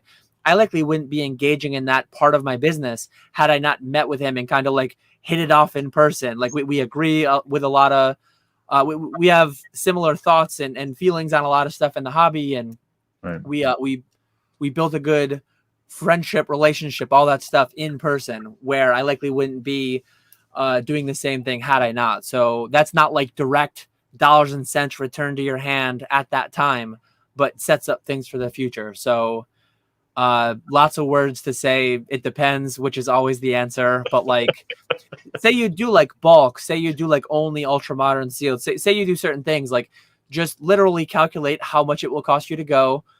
You should know approximately whether your average net margin is 10% or whether it's 50%, and then just do the math on like, hey, I need to sell $10,000 to hit my 20%, hit my $2,000 net to pay for everything, and then everything else is gravy. But yeah, highly dependent on the inventory you bring. Yeah. One thing that I've done historically is I've tried to sell a type of product that doesn't lend itself as well to selling online. I've tried to sell maybe the higher end stuff or the mid higher end stuff that saving that 10-12% eBay fee is going to be drastic. It's going to be like hundreds of dollars. I can meet them in between, maybe get a better price. There's always some advantage to getting some amount of cash sales, as we've talked about before. So there's a lot of things that factor into it. What's that? Care to dive deeper on why you prefer cash? I mean, as a collector of coins and a little bit of currency, like they're just very beautiful pieces of paper, and it's really nice to be able to hold and handle and see those historic pieces, right?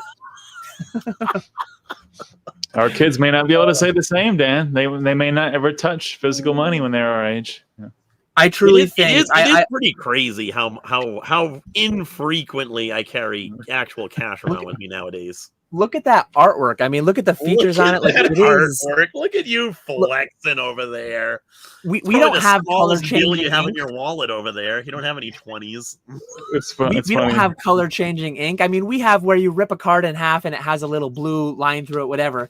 But like the watermarks, the security features, like it is a sight to behold. I just like seeing a bunch of cash from time to time. It's fun to handle and play around with. And I don't think mine's worth as much. What is that? Yeah, what is that? I actually recently got in change. I got a red seal 5. Really? Which is quite, Nice. yeah, I got this. So you never know what kind of series 1963, a $5 red seal series 1963. I got in change recently. Yeah. So genuinely, like, I just enjoy coins and currency, truly. He just flashed his money grading place. Here we go. His money. Yeah. Yeah.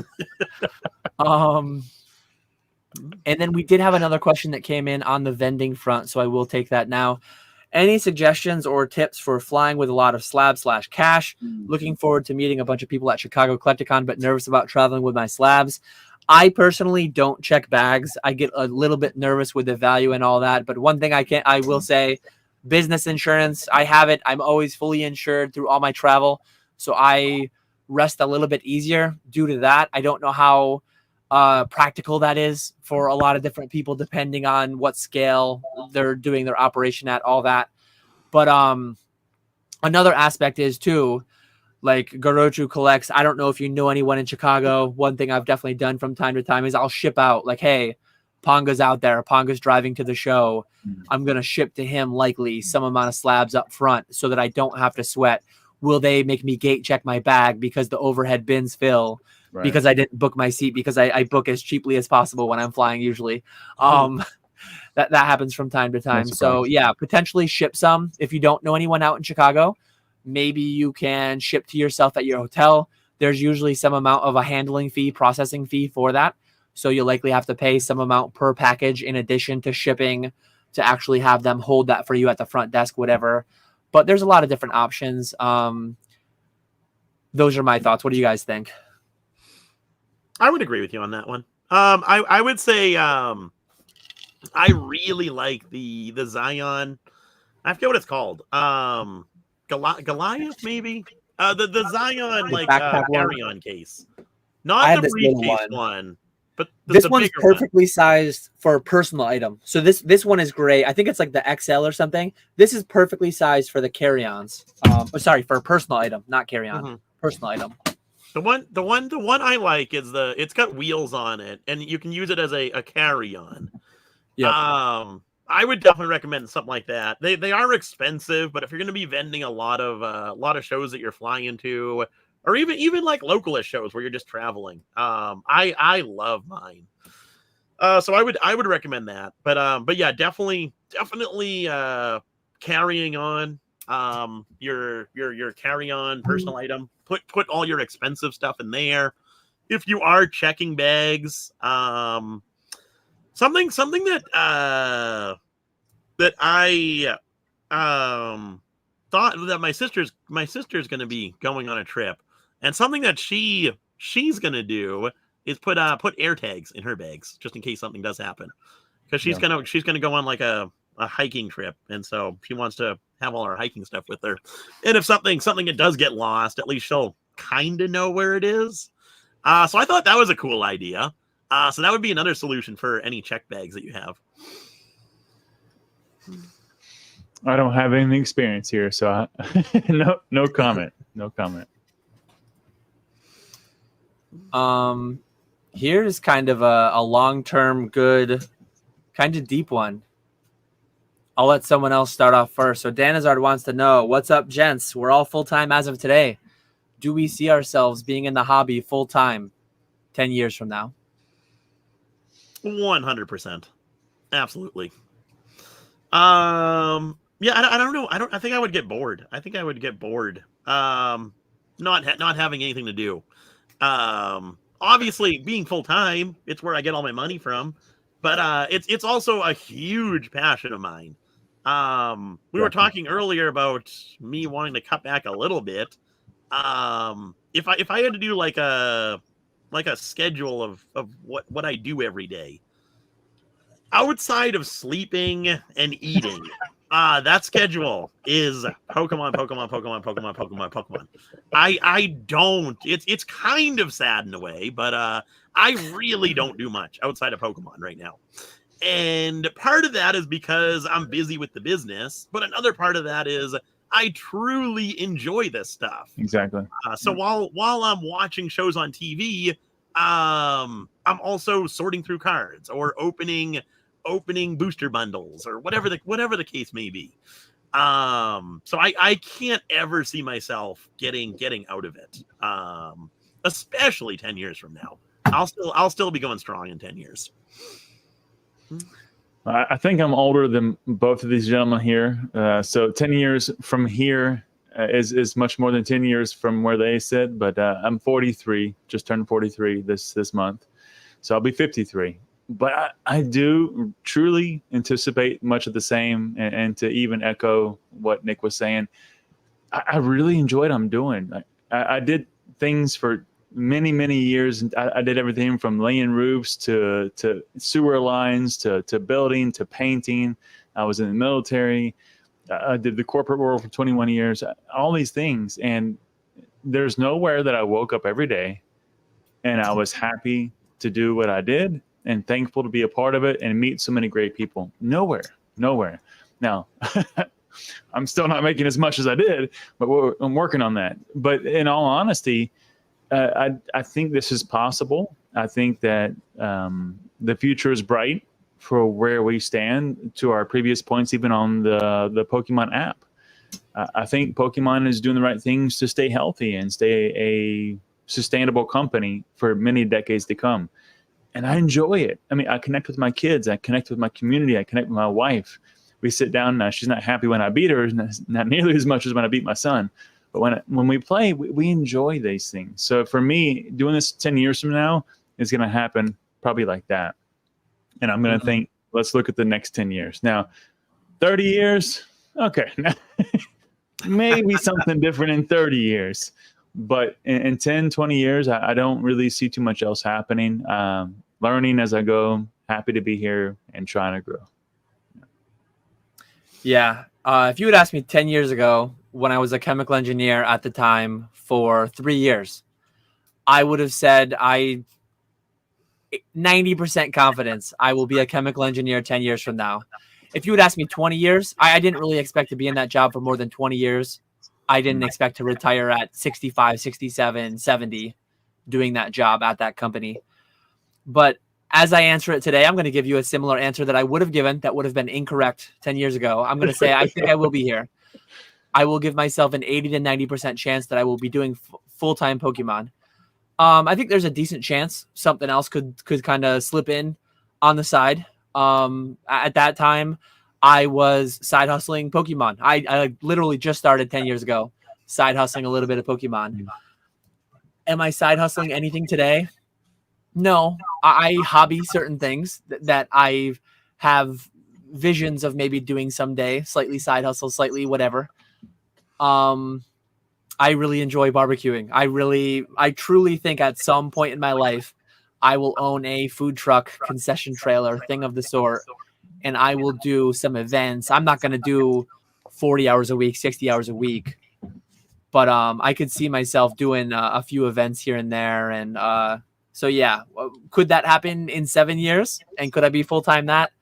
I highly doubt it, but I would have said, if you had asked me 10 years ago, I did just start Pokemon a little bit, mostly as a collector. But if you had said, what are the chances in 10 years you're going to be full-time Pokemon? 0, 0.1, like nowhere on that radar. So like 10 years is so long. Most people in here, like I've been into Pokemon for 10 years, back into it. Nick has been in slightly longer. I don't know exactly when you got back into all of it, Wonder, but most people watching have not been in it anywhere near 10 years. Many people probably been in it less than 4 years, right? Yeah. So 10 years is like an unfathomable amount of time, but it will go by just like that, looking back on it. And right now my kids are 6 and 4. They're very engaged in it. I talked about the TCG. I talked about Pokemon Pocket, Pokemon Go, Pokemon Smile. I think as long as they're still having fun with it, as long as they keep engaging with it, we'll all kind of keep each other engaging with it. And I think I'm more confident saying today than I would have been 10 years ago. I will still be full-time selling Pokemon in 10 years than I was when I said that about when I would have said that about chemical engineering 10 years ago. So instead of 80, 90%, I'll say 95% sure. As sure as one can be about anything 10 years out in life. I was going to say 80%. I'm not feeling that confident there. Really? I'm saying 95. I talked myself into 95%. That's better. That's better. Okay. Which still a 1 out of 20 chance that I might be doing something entirely different. You can't plan everything. I'm a big planner, but you can't plan everything in life. No. Even the biggest companies don't plan 10 years out. they have visions, but they don't have a deep plan. Yep. So when did you get back into what's your kind of getting back into Pokemon story, and when did you get back in Wonder? My story was based around my son, my oldest son. I mentioned earlier. His name's Ethan.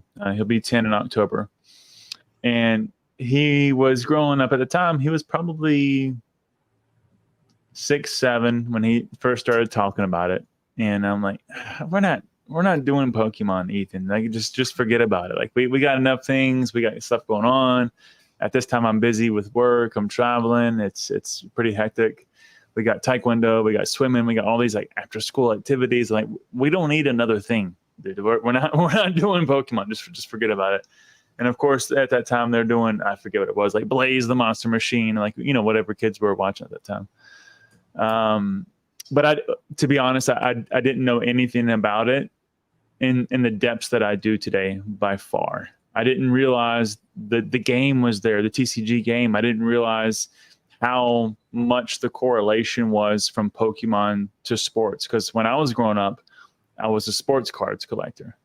So for me, it was baseball, basketball. I was at the games all the time. I was there watching Jordan and Johnson and Larry Bird and all these guys play as they were, going through NBA.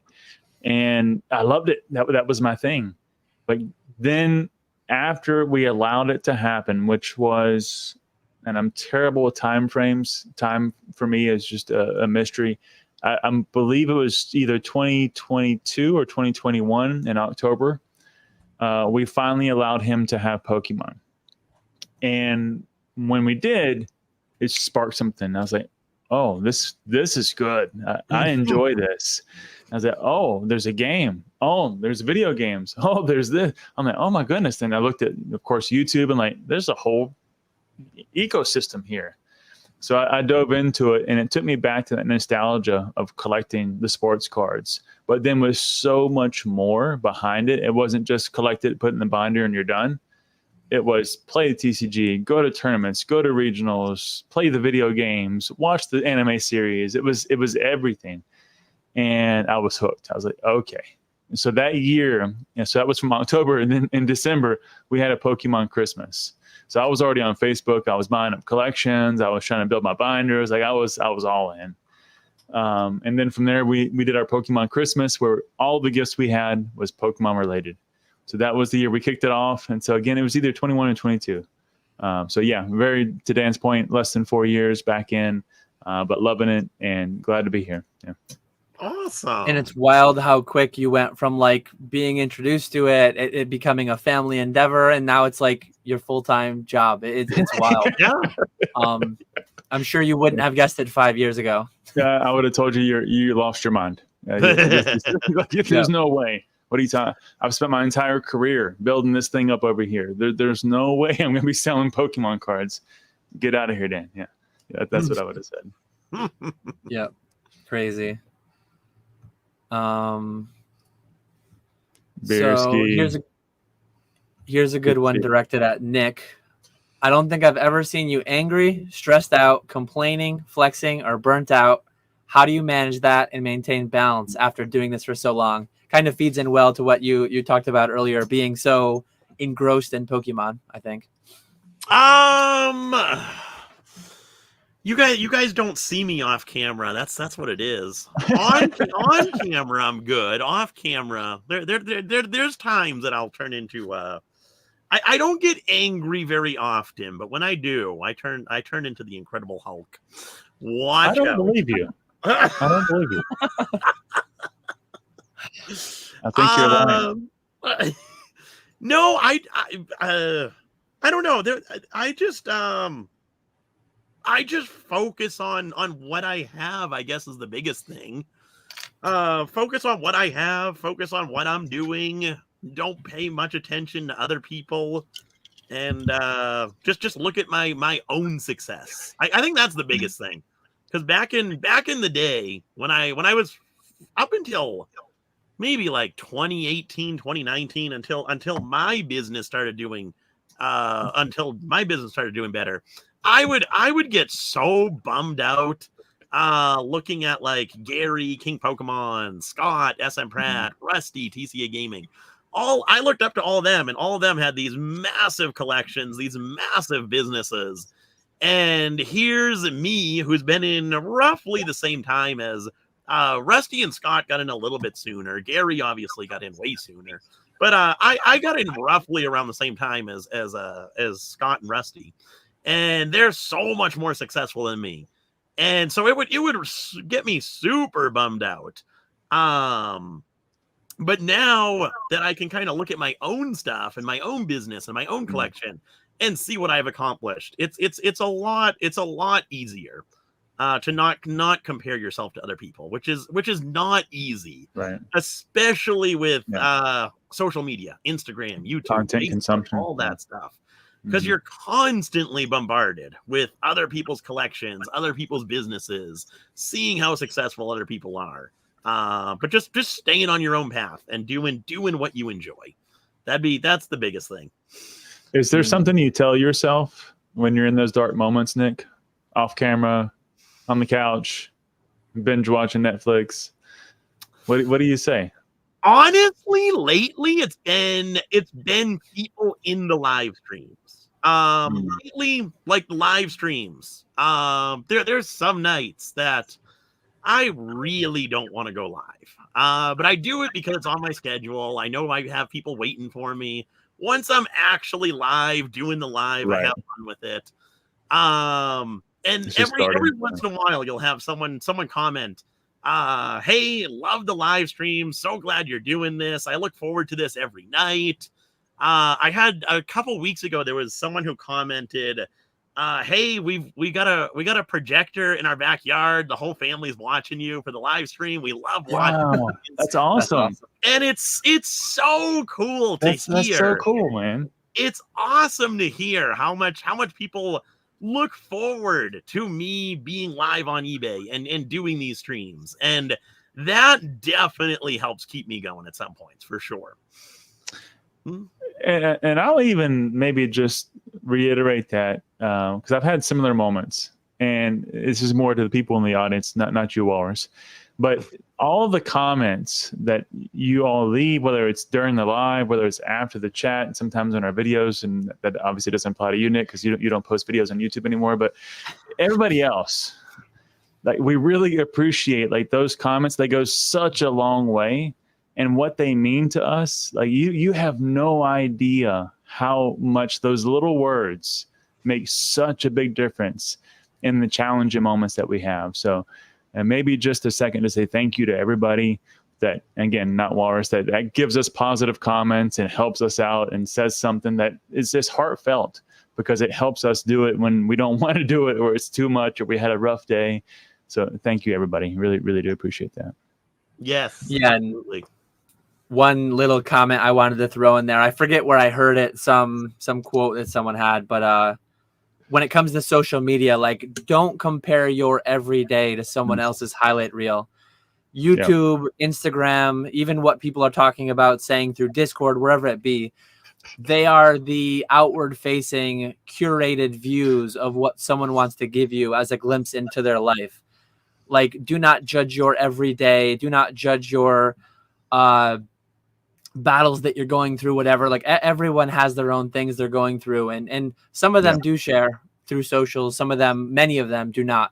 Many of them curate a picture, an image that is not representative of what they actually live. So just be aware of all that. I joke and I kid, Walrus. I'm kidding, man. I love you, dude. I love you. Live chat goat there.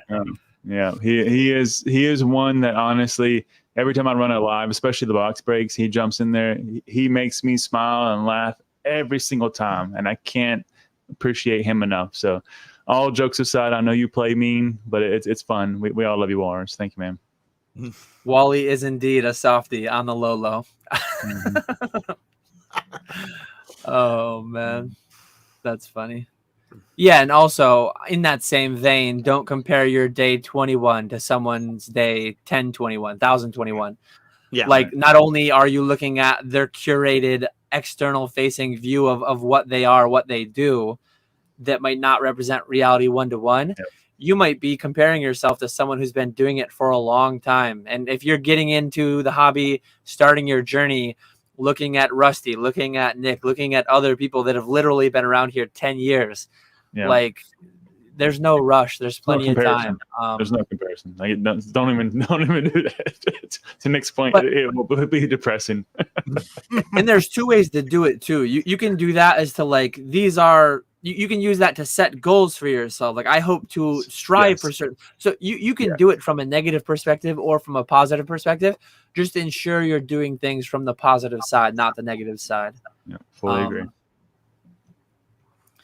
Same thing goes for a lot of things in life. Like you can experience some negative thing, you can experience some setback, whatever it may be, and you can use that, and you can dwell, and you can live in the stew in the negativity side of it, or you can use that as an example for like, I don't want to do that to other people. I don't want other people to have to experience that the way I did. Like, negatives and positives can be drawn out, and always try to stick on the positive side. Don't compare your don't compare your damage Ninetales to someone's 50 no damage Ninetales. He says no damage. He calls them no damage Ninetales, but not one is a black label. They all have damage of some sort. I mean, I think this deserves a call out video to some extent. Shadowless, I've seen him holding those up, casting a shadow, no damage. They're not black labels. Like, what are we? His whole collection is built on a lie. Yeah, I did see Radar in here. I don't know if he was the one who came up with that idea first. I don't know if he borrowed it from someone else. But I remember years ago, John posted something on like an Instagram story, really random thing to just pop into my memory. But he was holding up a shadowless like Charizard or whatever, and the sun was casting a shadow onto something behind it. He's like, I was told this is shadowless. Like, what's going on here? I've been lied to. I thought it was pretty clever. As you're looking for the next one, I'll just say, one of the things I was talking to somebody just recently, we were consulting on some business stuff outside of Pokemon. And I said, be careful, because what you're looking for, you'll find it. If you're looking for a reason you won't be successful, you'll find it. If you're looking for a reason to be successful, you'll find it. So wherever you put that focus, back to your point, Dan, be very careful, because you'll find answers on both sides. Mm-hmm.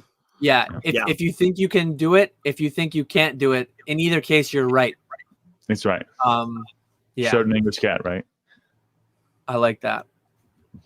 So Pokemon DK, we have a handful more questions. If anyone has any more, feel free to keep them coming in. We've built we've chopped the backlog down quite a bit, but we'll be live for about another hour, as long as you guys are still comfortable, still good to go. We usually end about 4:15 Eastern. So yeah, Pokemon DK. Are there any crazy plans for PokeFlipz for the future? Keep the current format, try new things, add Justin Bieber as a co-host. Nope. Hey, if he wanted to be a guest, I mean, I remember during the boom there were rumors like what celebrities were into it. I remember Bieber's name being tossed around. I don't know if he actually bought stuff or not, but hey, if he wanted to come on and talk Pokemon, I'd have him on. I'm gonna be sick that week. I think we're in a pretty comfortable spot. Like we're headed towards year 4, like completing year 4, right? Wow, congratulations! No. March of 2025. We will. Yeah, we started it in March of 2021, if I remember correctly. Because if you look at the first video, the first live on this channel will not tell you when we started, because actually my first video was PokeFlipz episode 1, before it was named, before any of that, which I believe was March of 2025. So we're like halfway through year 4. We're coming up on like starting year 5 in the spring. That's wild. And we've done it different ways. We were pre-recorded for a while. We've done it different ways, and I'm really happy where we're at. I like that it's Nick and I, and then every other episode it's we bring in a guest. I like the balance of it all. I'm having a good time. Seems like we have a decent following that tunes in all the time. So yeah, I don't anticipate any big ones. The biggest thing with like live stream interviewing from conventions, I just don't like to take away. So like, in a given year, in this year, I might have been, by the time the year's over, I will have been at conventions for about 10 days. 10 days out of 365. Mm-hmm. I don't really want to carve out a portion of one of those days to do something I can do at home and have it like to me, having the three of us in the same room would be cool, but it wouldn't be as cool as just engaging the three of us with no cameras in our faces, because we can do that at any time, right? Yeah. Mm-hmm. Like while we're there, I'd rather be there. I'd rather honor the sanctity of those 10 days, just being in the moment, being amongst those people with those friends.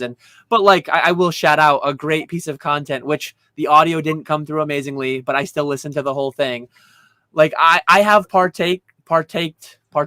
I don't know how to say that. I have taken part, I think is the right way to say it. I've taken part in some content creation at events, and it can be done in a right way that wasn't very intrusive. I had to pop out of the moment for 5 or 10 minutes, and everyone did so individually.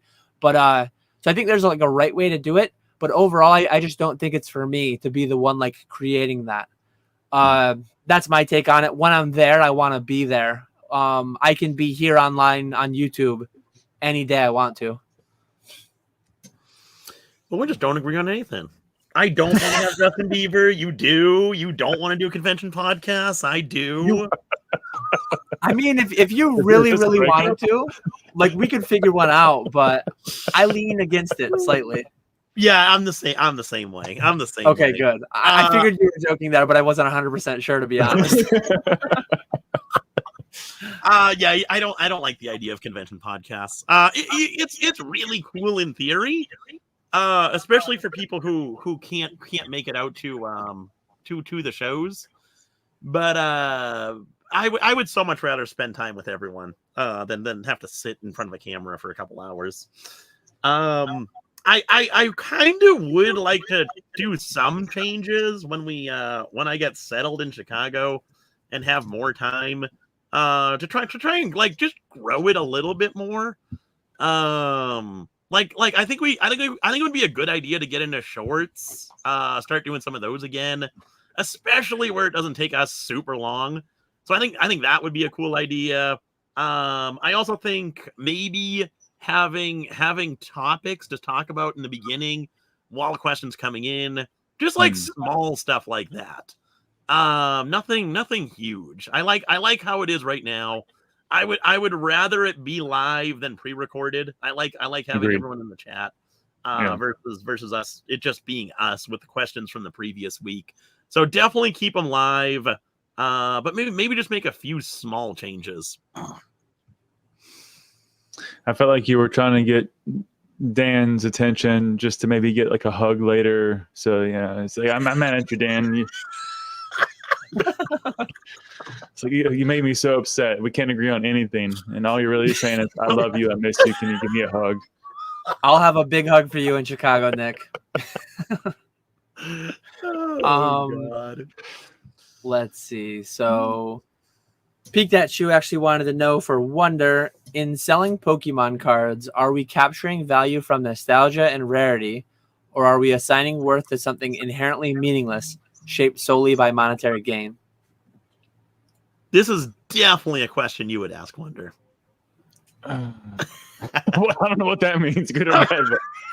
But... It sounds smart, right? I will not respond to that part.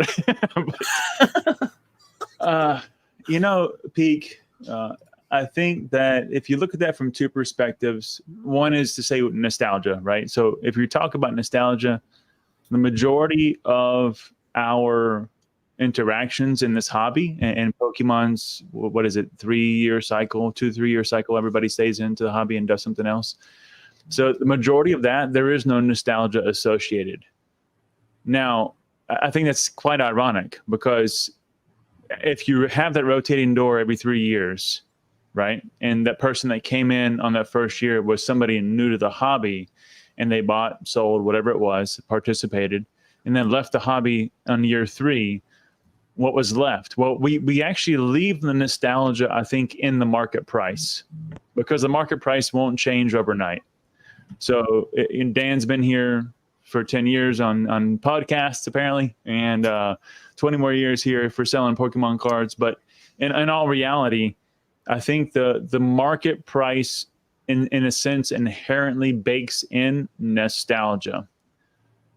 And because of that, you will never be able to separate the two. Now, I think nostalgia could, if Pokemon died, nostalgia could die down over time, and thus market price drives down over time. So you're going to have an inherent piece of the nostalgia baked into the market. And as long as the company or the resource, whatever you're buying, is continuing to do well and recruit new people, that doesn't really have a huge fluctuation other than what we've seen, for example, in the past 5 years, where a shift from more vintage or more modern versus vintage, perhaps. Because, again, there's no nostalgia, at least yet. And I think that goes back to even the conversation I was having around, as you mature into the hobby, you may look back, and I think even Dan mentioned it earlier in a couple of previous podcasts. You go back and you have a cycle where you may start with Stellar Crown, but then you work your way back to Evolutions, and then you work your way back to Black and White, and you work your way back to whatever it may be. But that's more of the maturity of you in the hobby, and that usually outlasts 3 years. So in my perspective, yes, to your latter question, we're always valuing something that has no intrinsic value. If it's not food, shelter, and survival, there really isn't value to it. It's only valuable because we assign something to it. And we agree on that assigned value in the marketplace of which we're all engaging. And then because we're all engaging in this Pokemon marketplace, and we've been doing so for almost now 30 years, we're now going to have baked in nostalgia. And as long as we keep that alive, I think that nostalgia does add to the overall market price, while we still, ironically, price what is essentially a non-valuable item. Yeah, I think you covered it pretty well. I don't have too much to add. It's always a combination of a lot of factors and how that will develop over time. And you touched on, for certain types of products, one might have a heavier weighting, but you'll never know fully. You'll never be able to you can't separate out what percent is what. It's like when you look at a modern product, it's like what percent of that is actual demand, what percent of these people are actually buying it to rip it, to consume it, to enjoy it, what percent of people are stonking on it in their closet as an investment. You'll never know the percentages. You'll never be able to tease out what is how much of an effect, the major effect. And I always use it. I was joking with the same person I mentioned earlier. Shout out, Courtney, if you're ever watching. But we were talking about business and a couple of things he's doing, and I said, look, it's a good analogy, and I always use an analogy. My wife hates it. She's like, can you please just talk to me in straight words? But it's health. If you look at it from the health analogy, you have a heart attack next year. Was that because the McDonald's you had last week? The McDonald's you had 10 years ago? Was it because you skipped working out for 3 years in the middle? Which one was it? Well, it's never one thing. No one thing is one thing, and everything is everything, right? So, I mean, everything's interconnected. You can't separate the two. Mm-hmm. What do you think, Nick? Yeah, I think it is a lot of it has a lot to do with value, nostalgia, rarity. But I do also think there is an aspect of these cards being worth something, and hopefully people being able to make money in the long term if they ever do decide to sell their collection. I like questions like this. I always go back to years ago.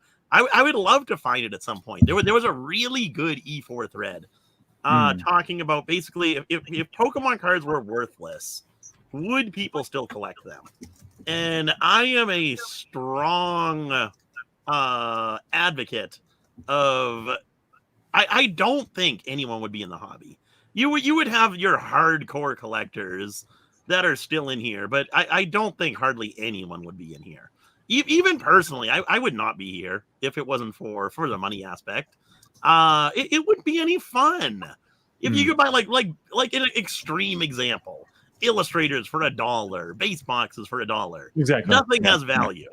What's the fun in that? That's no fun whatsoever. So the money aspect is a huge piece of why Pokemon is so successful. Combine that with just it being a really fun hobby, and Pokemon's branding of gotta catch them all and all that stuff. It's the perfect setup. Right. And I think it's interesting too, if you allow me to tack onto that. You know, I ask myself that question now, and of course I'm very biased as I'm sitting in the present, but I would say that I wouldn't maybe be here, but if my son was enjoying Pokemon and that's how I got to connect with him, which is why I started this in the first place, then I would still be playing with Pokemon. I would just be buying illustrators for $1 and putting them in my deck and playing with an illustrator, right? So it would be very different, I think, but it would still be engaging because why do you draw with your kids? Why do you play Yahtzee? I mean, there's no value in that, but I do it because that's how we connect with the people that we love. And I think then, yeah, it would be slightly different, but yeah, I'd still be here just in a different way. Yeah. And Mr. Walrus says, quoting Nick, "I like Pokemon because you can't afford it." Oh man, that's funny.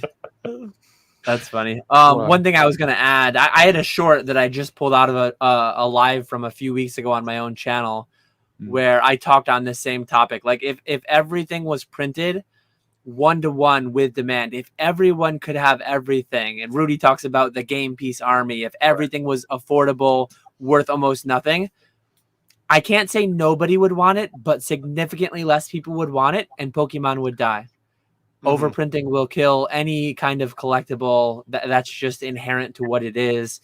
I think Pokemon has navigated all that exceedingly well. Very well. They had a couple years there that were pretty dark. They had a couple years, 2003, 2004, in that time frame, where things were like the boom had gone bust, and there was tons of excess product everywhere. $40 jungle fossil base set unlimited boxes on Hills Wholesale Gaming that I've talked about in the past, but they got out of it, and yeah, it's a hard thing to navigate. But if everyone can have everything, you might still want it, the truest of true collectors, but less people overall will want it. I'm just literally quoting my own short that went live yesterday.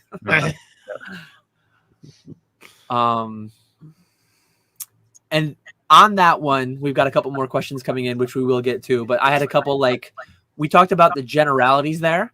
We had two specific questions come in earlier on like one honed in aspect of the market. So Pokemon DK asked some time ago, what are your thoughts on Sun and Moon Rainbow Rares? Will they ever shoot to the moon? I don't have any like major position in these, trying to like value invest, speculating that they'll go up significantly in the future. I personally, throwing in my personal bias, I don't really like Rainbow Rares that much. So on top of that though, like I feel like even if I did, I just don't really make that like investing play of that sort. I'm more just arbitraging, retailing, playing at my business from that angle. What do you think? Yeah, I don't like Rainbow Rares. I think those cards look so bad. Especially Sun and Moon. They're awful. Nick really yucking yums.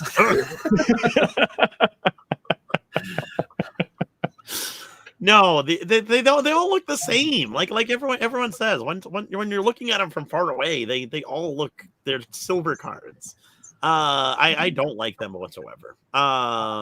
Sword and Shield ones are a little bit better because you can kind of you can kind of tell what Pokemon they are. But I don't like them at all. Now the new Scarlet and Violet Rainbow Rare or Rainbow-ish rare type card. Those ones look so good. Right. We've been opening Stellar Crown on the lives, and the Lapras, which it's just an ultra rare with that rainbow border look. It is such a good looking card. I love that thing. Yes, that one. It's so good. Well, that's not even the good one. But I fully agree. And I was going to touch on the same point, Nick. I think from a pure art perspective, we lost a lot with the old rainbows because you don't have the contrast. You don't have the outline of the Pokemon. It doesn't really pop. it all kind of blends into the background. I think with the new ones, again, Stellar Crown, to Nick's point, is beautiful. And they've done a really good job of finding that middle ground between highlighting the character, highlighting some action piece, maybe even something that pops out, and then still giving you like a rainbow rare rarity effect, if you will.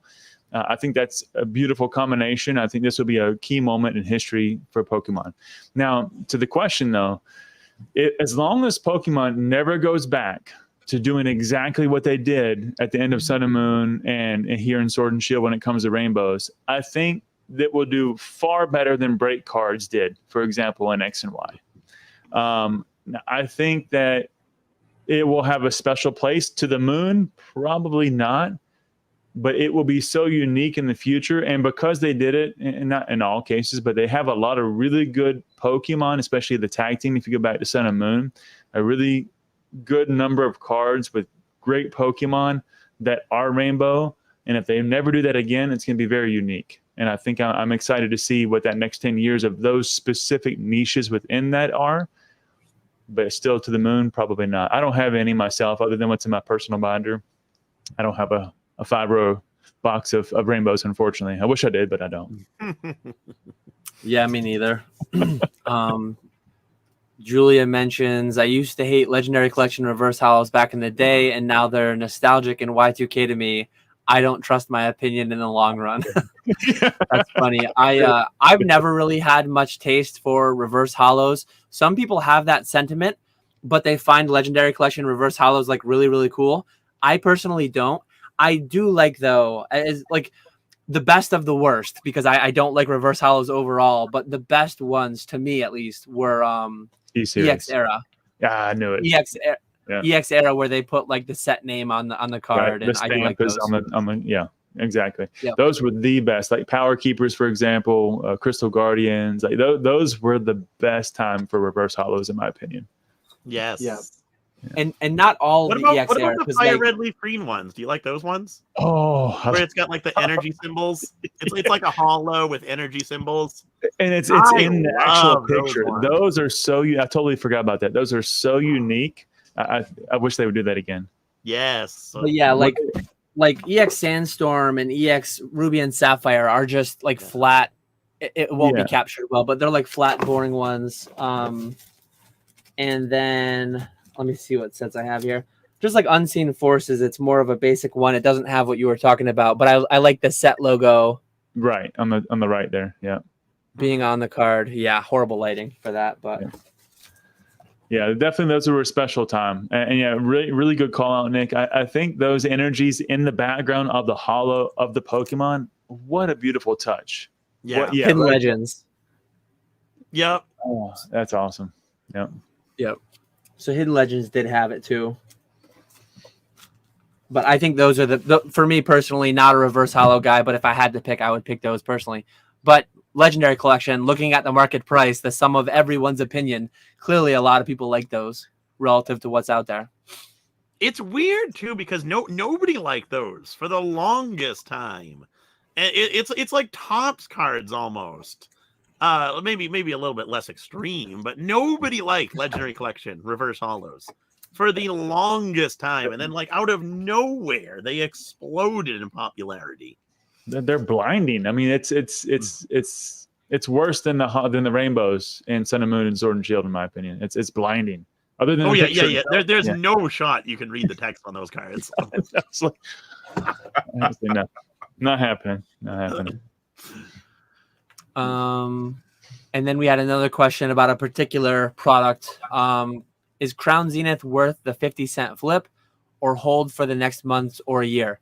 So I guess we can use this to kind of talk about one thing that's been, I think we titled our last PokeFlipz about like reprint season. We've been getting the MJ Holdings Walmart drops. We've been getting the Best Buy. We've been getting Pokemon Center 151 booster Sam's bundles. Club. We've been getting Sam's Club, something Skies collection boxes, whatever, that had the Rayquaza promo with the Crown Zenith packs.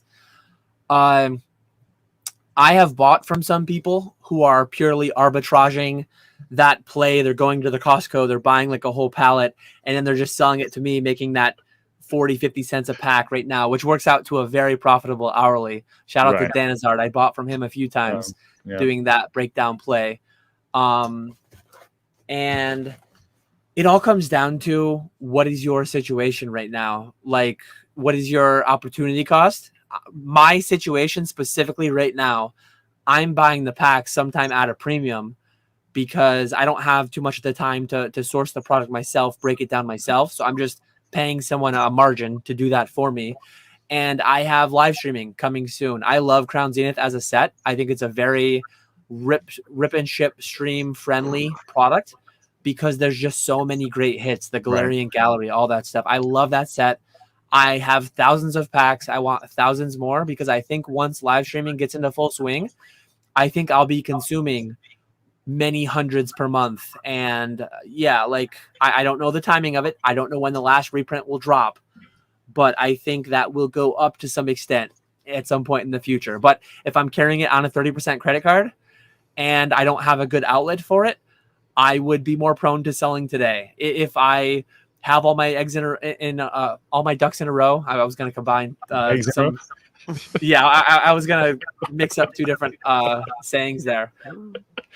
But if I have all my ducks in a row otherwise, and I don't need that money, my opportunity cost is low, I would be sitting on them as I currently am today. What's your answer for the set alone, forgetting yourself and taking any personal situation out of it, just as a set evaluation? I think it's a very rippable set. I don't think it's like a 151 level, but I would put it as like an A tier, not S tier, but I would put that as an A tier set. I think that set will be opened a lot at its current price point. So yeah, set alone, everything else aside, I like that set more than a lot of other ones. Yeah, agreed. What do you think, Nick? I absolutely love Crown Zenith. It's such a good set. There's a lot of it right now, but I do think pricing on the packs will recover and can continue to be a set that's opened a lot of. Just from my own eBay Live things, Crown Zenith is number 2 in terms of packs sold. 151 is obviously number 1. Crown Zenith is number 2. And then it's by like a wide margin too. Paldea Evolved is number 3. And hold on, I'm taking notes. it's like thousands of more packs sold of Crown Zenith than Paldea Evolved. So it's nowhere even close from number 3 to number 2. And then number 4, 5, 6, 7, 8, 9 in order, please.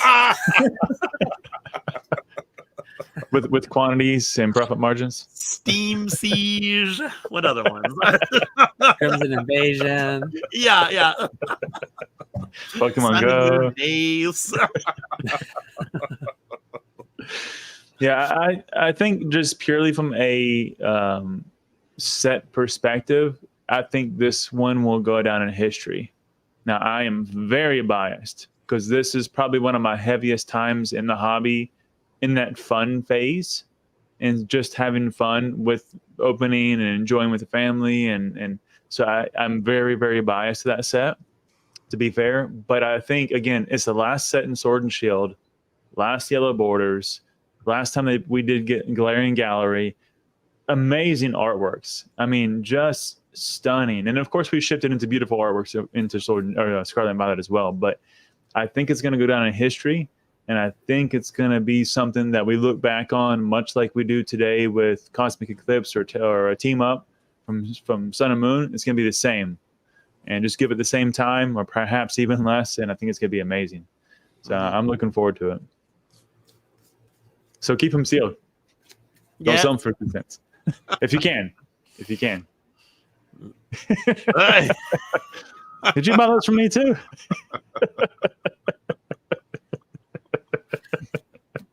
Only our viewers, not our listeners. Oh, I hate when people do that. I hate it. If you're not watching the screen, you just massively missed out on one of the biggest plays, the greatest artworks in the hobby. Three plays all in one shot. Yep. And I'm a big Johto, Kanto guy. Yellow and Crystal were my games, and the legendary beasts were S tier for me for sure. Yeah, good stuff. Walrus says not a single mention of Atlanta for sure. Ex vendors. Atlanta's this weekend, right? That is true. Yeah, we got Atlanta's this weekend. I don't know anyone going. Do you? I think there's a decent crew going. I'll pull up the Collecticon sheet because I don't remember off the top of my head, but there's 2 sections going. Looks like Jake is leading a section. Okay. You've got E Unit, JLJ, Nice. Larry. Nice. A lot of the usual suspects: Thrifty, Johto Giraffe, Collectibles Warehouse. It'll be a good crew there. I'm sure it'll be a great show. I've just kind of hit my quota for the year. Chicago will be my send off for the year as far as conventions go. I think that will be my 4th because I did Charlotte, Orlando, Dallas, and then it'll be Chicago. So 4 is plenty for me in a year. I think that's a good number. But at some point in the future, I definitely want to do all of them at least once. I want to give them all a shot and see. I think Charlotte will be a mainstay just because there's an exceptional crew of people around that vicinity that put on some great shows.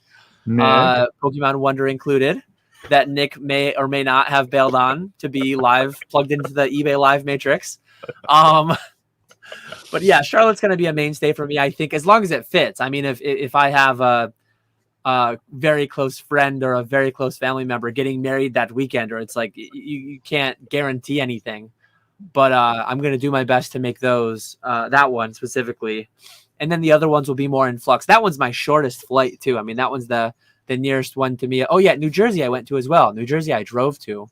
So that might be my 5th Collecticon this year after saying that I'm going to do like 2 to 4, not only being at the top side of that, but being above it. Well, Jersey's nice. It's so close. It's drivable. Yeah. You can make it a 2-day trip if you wanted. That's so gross. Nick bailed on Pokemon Wonder, said by the number one Charlotte Collecticon poacher. Man was out there sniping just in the DMs of everybody. Let me tempt you with Gen Con. He was the number one. I almost lost Chef because of you, Nick. Almost lost Chef. I know. That would have been a tragedy right there. Yeah. Thankfully, he was the real MVP of that weekend because he connected the two. He made a highlight on the Gen Con eBay Live side, and then he made a highlight of everyone else's weekend over Charlotte Collecticon side too. So shout out to Chef. Shout out to Chef. Thank you, Chef. Pinch fingers in the chat for Chef. That's right. Love you, buddy. Oh, that's funny. We're getting down. So checks a little bit ago. Checks NFX.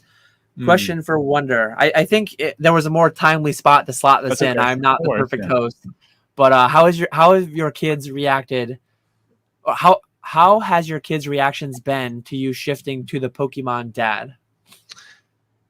You know, it's really interesting because it's spread through pretty much our entire neighborhood. As you saw, Dan, when you were here, like there's a bunch of houses here. It's a nice little like homely, family-oriented neighborhood. So we have a bunch of families that are relatively the same age of kids, and so they run anywhere from 10 or so kids to a house at all times in the weekend. Like 10 kids go here, then 10 kids go here, and so I'm the house of the Pokemon.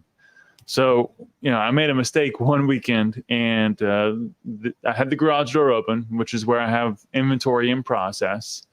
And the kids were playing, and they saw all this stuff, and hey, what's all this? Like, stay out of the garage. Nobody come in and said, hey, can we have something? Like, no, but you can earn something. If you want to earn it, I'll be happy to give you something. So well, what can we do? I was already washing the car at the time. I said, so you can finish washing the car and do this and do that. So we had like 7 kids in the neighborhood washing my car, and they did a really good job. I was super proud of them. It looked really good. I was surprised how actually well they detailed. I mean, even from like scrubbing the rims, like we had them doing all of it. don't call child labor laws. let's just leave that out of the conversation. But they finished, and we had them line up. I said, "What's your favorite Pokemon?" They told me, and I built them like a custom little collection, a box, this or that, like a pack of sleeves and a little bit of everything dice. And they were just thrilled. And so now they knock at the door and says, "Hey, do you have any work for us?" So they come knocking at the house, and I have the Man's whole gonna have the first driveway shoveled, or actually North Carolina. So gonna have the first grass cut, all that stuff. First leaves raked, trees trimmed. You got it. But no, it's been really cool. The kids, I'm trying to keep them from being desensitized. And that's the key thing for me, because I don't want to be too much and then think, well, I just, this is so easy. It's all mine. So they can't open anything. They have to earn everything they get. They lose their privileges for Pokemon if they don't do good in school. So if they don't have A's and all that kind of good stuff, they lose everything. And it's been a really fun journey because it brought us together closer. So now, instead of us going to Target, they shop at Pokemon Wonder. So and now we buy from Daddy's store, and there's financial benefits to that. So, but it's been a great, I think, connection and a glue for us as a family that brought us together. And they do see it being really cool, and they kind of brag to their friends sometimes. And I'm not like, nobody knows me when I go out or anything. I'm not that kind of guy. I'm not a PokeRev, but definitely, they're happy to say, "Oh, my dad, he sells cars and he does Pokemon and he's on YouTube." And of course, they say things that aren't true and aren't real, but they do get excited, and I'm happy that they're excited that their dad's in Pokemon. So yeah, it's been fun. And then their classmates go to your YouTube expecting like PokeRev, and they see why is he interviewing this balding man talking about mowing his lawn for 3 hours? Like what's going on here? I've had what are these bad words he's saying? Yeah. I've had interesting conversations with some like friends, family members asking about, oh, you have a podcast. I listen to podcasts. Not like this one. Like you do not want, we get our 500,000, 2,000 views. We have our like core demographic, but you will not want to listen to this one. This is not the one you want. Yeah. If you think you want to, I can tell you the name and you can seek it out and you can confirm that you did not want to listen to it. But like, it's always a funny interaction. But I wanted to add one thing that I do. My wife's a teacher, so which I think at this point I bring up more than my former job. I think I bring up that she's a teacher more. But every year I send her with like a fresh set of packs and tins and pencils and erasers and stickers. And at the end of every week, I think she has some system. I remember different teachers throughout the years had systems for like earning points of some kind, and you could spend it in their little store. You could get maybe some kind of a snack. You could get some kind of a little goodie item, whatever. And she always has candy in those things alongside. Almost always every year, the most popular things are like the Pokemon stuff that is in there. Yep. We do the same thing with our kids. We send it to school. Now, my wife's not a teacher, but we send it to their school. So we give them some things and try to help contribute to the treasure box. And one thing I need to say too, because I am who I am and you guys won't be surprised by it, but like if your kids are ever involved in sorting cards, opening packs, helping you organize stuff, Roth IRAs are significantly more fruitful for their future savings than 529s, than anything else like that. So if you haven't, look into it. They're very, very nice to pay your kids when they're actually materially participating in the business. Pay them a wage on the books, and it is triple tax advantaged. It's great. Well, but keep in mind though, and also you can pay them if you have your family. So you have Family Services LLC, whatever your name is. You pay them through an LLC. Don't put them on payroll. You don't pay taxes. You don't pay FICA taxes. So now you can pay up to, in this case, $14,500, whatever the number is, per child. And now you can pay them through the business services because they can provide that service through the LLC. And they're not on the payroll. And now that's tax free. And then you invest it into whatever you want to invest it into. To Dan's point. And 529s are tied to higher education and things like that. Whereas a Roth IRA, there are exemptions. There are carve outs where you can take out money for higher education. You can take out money for the first house buying, whatever. or you can just leave it there for obscene levels of compounding across 60 or 70 years before they retire, which is huge. I did have to point all that out because I am who I am, and my son is going onto the books, and we're transitioning out of saving through a 529 vessel, now saving through a Roth IRA vessel. Do you do it as direct payroll? Is he on? I honestly don't even know the specific nuances. Like the way my payroll is run, I'm an S corporation, so my wife and I both get a salary out. There are no physical checks being cut.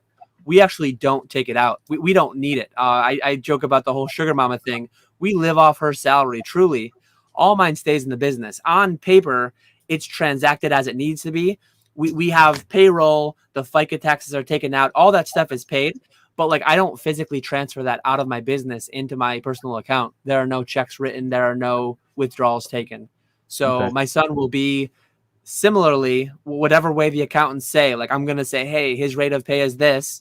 And that one will be, though, physically transacted into his Vanguard Roth IRA account. Okay. All right. That's the only exception with mine. Like, I don't take out pay proper for me for like life expenses. Right. But I do take it out. All of mine goes into like Vanguard accounts, solo 401ks, IRAs, things of that nature. So I guess it does come out, but it doesn't come out with the exact frequency and in the exact amount that it shows on payroll. And it doesn't have to either. Right. But, you get your point. Okay. Got to throw in some tax talk every time. Obligatory. Great question, though, Chex, and I appreciate your patience and everyone's patience with me getting to these questions.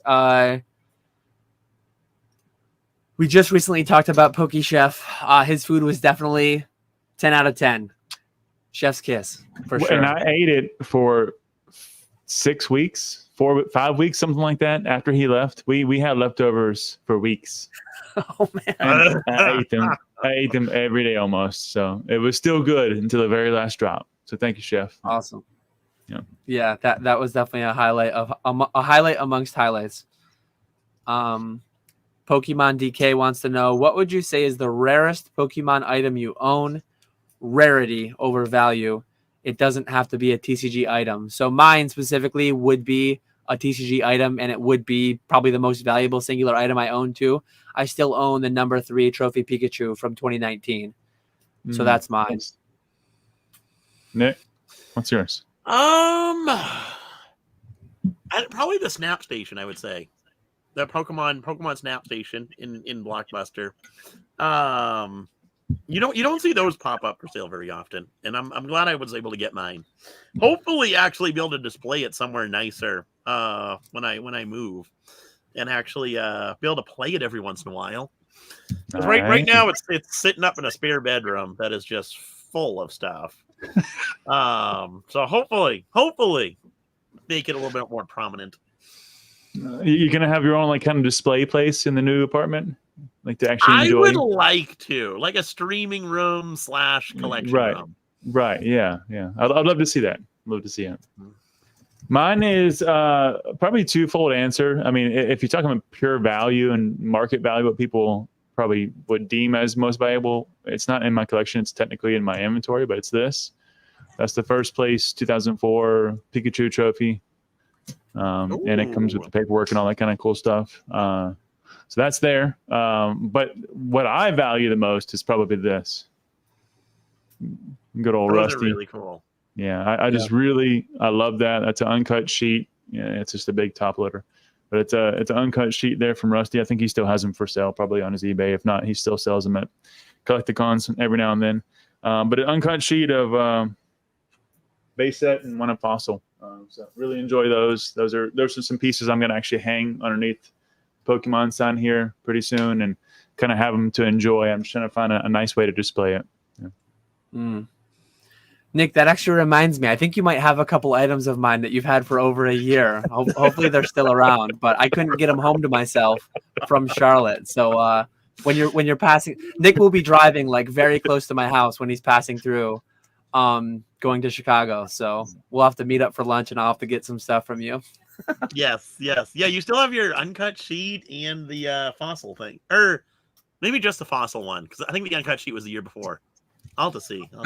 Yeah, I'm pretty sure that's the year I sent you home with a duffel bag of like 500 grand cash too. So I need to get that back. Yeah. Okay. You got a couple of things there, huh, Nick? I see. Ship my stuff to Dan, not Nick. Got it. Check. Taking notes.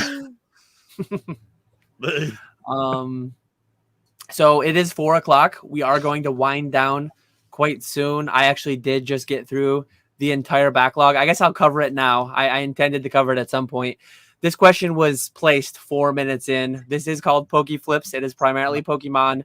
At times we've talked about MetaZoo. Hopefully in the future we will talk about MetaZoo more. But part of the reason that I didn't take this question for the last 3 hours, I don't have much to say on it today. I think these two are perfectly fine. Skipping over the topic as well. There were no objections from them. So I would point people to MetaZoo's proper channels, proper social followings, if you want to hear what is on the horizon for them. I'm excited for the future. And if you are too, those will be the places and the proper channels to find the information that you seek. But with that little bit, we can end at any time. If anyone has any closing remarks, any closing questions, please leave them in the chat. But as always, like, this has been a great, great day. We appreciate you very much, Wonder, for coming on. Appreciate it. I don't know if you guys have any topics that have been on your mind that you want to bring up before we wrap up, or while we wait for another question or two to pop in, maybe. Nick, anything on your mind? Weekend plans, anything going on? No, I don't really have too much. I have been enjoying Stellar Crown a lot more than I thought I would. It's nice, right? Which is really nice to see, because Shrouded Fable was an absolute terrible set. Even Twilight Masquerade, people love that set, and there's a few good cards in there, but those stupid org pawns, I can't stand those things. Yes. So it's so nice to see an actual good set, right? And I've been having an absolute blast opening that one. It's been a lot of fun opening that. It's got a little bit of everything. It's got some good trainers. It's got a couple of starters, some good artworks, some really good, even like regular holos and non-holos, like good. I think shout out to I forget who it was. They showed the Rapidash like jumping through the forest and the fire. Yep, and then the raging, even like the Raging Bolt holo. It's such a good art. It's good. And even the Zera Aura. I mean, not even the special one. The regular one just looks really, really good. So I enjoy that set too. Yeah, we've been enjoying that. Yeah. But no, for me, I'll be doing a box break on Sunday. So, shameless plug for myself. Look out for the links tomorrow. I'll be posting everything. So I'm back. I'm feeling better. I'm glad to be here and do the PokeFlipz podcast as a way to kick it back off. But also jumping back into another box break on Sunday. So hope to see you all there. Yeah. I am linking all of the stuff that I forgot to have in the description, but when it posts, I do have a note here. I will put it in the description. All three of those links I just posted. So feel free to visit those, follow, do all the good stuff so that you get notified of what Wonder's doing in the future. I did have a couple questions come in here too. So I run a consignment service through Fanatics. One of the big pros of it that I was excited to have was the ability to sell sealed through it. Like Z&G Emporium through eBay does not take sealed. I take a very limited amount of sealed from a limited amount of people through my own eBay consignment service, but it's something that's like a little bit scary. I know Rusty does a little bit of sealed too. Sometimes he does it sealed completely as is. Sometimes he verifies it himself, but not surprising to have my rep text me the other day, late yesterday actually, that sealed product will no longer be a thing, at least for TCG for the time being. I would not be surprised if they're not working on something in the background. Hopefully they get something up and running where they can take it again. But I was doing like sealed single Japanese booster boxes. I was doing sealed single. I actually have some live right now. So anything that was in is fine, but nothing new can come in. I did loose WotC booster packs. I did sealed, like I did a sealed Evolving Skies booster case just to test it out, see how it went. I did some more modern even than that. I did some English booster cases, but in the future I can't take them anymore.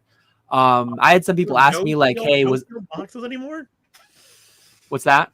No sealed boxes anymore on Fnatic? No sealed TCG. Nope. No sealed TCG. That would be boxes, packs, cases, unless they are authenticated. So BBCE, as far as I understand, is still wrapping those things in spite of the years ago we all got duped, agreed, G.I. Joe stuff that used to be the main thing in our news. But I don't know. I've had multiple people reach out to me like, "Hey, is there a specific reason why? Is there a straw that broke the camel's back? Was there like a big issue recently in the news?" Not that I'm aware of. I think it's just something that they were, well, I know it's something that they were on the fence on when I came into the consigning thing a few months ago. And it's not that surprising that it finally left. So yeah, I provided that update on my Instagram story. I will do a more formalized post. I'll probably talk about it more next week in my own live. But for anyone looking to consign either through me or sell yourself through your own Fanatics or consign through any other Fanatics seller, formerly PWCC, you can't send sealed TCG to them anymore unless it's third-party authenticated. Just risk-reward ratio presumably was not there. So, yeah, understood. And then we also had what I think will be our final question, Pokemon DK. Thank you again for all the questions today. A lot of great ones. And sorry, I probably couldn't answer to your satisfaction, the MetaZoo one, but I think people will understand. Any predictions for the final sale price for the alpha beta cards? I'm not really following them. I'm sure I'll see what they ended up selling at when I watch all my live streams, when I go on Instagram and I see the Find Cards posts, but they're just not really for me. I'm not really the consumer of those. So I don't have a good guess. I'm not the buyer. I'm way too broke for those things. So I won't even wager a guess. I don't even know what they're at right now either as part of it. I'll say like 25 grand and oh, well, I think there is a Pikachu that's at 100,000 on Sotheby's. Yeah, the pristine 10. But I don't know if that's alpha, beta, omega, zeta, epsilon. Like, I don't know which, I can't even keep track. And honestly, I just don't care that much personally. Well, if Dan's too broke, then we don't need to answer, Nick. We're good.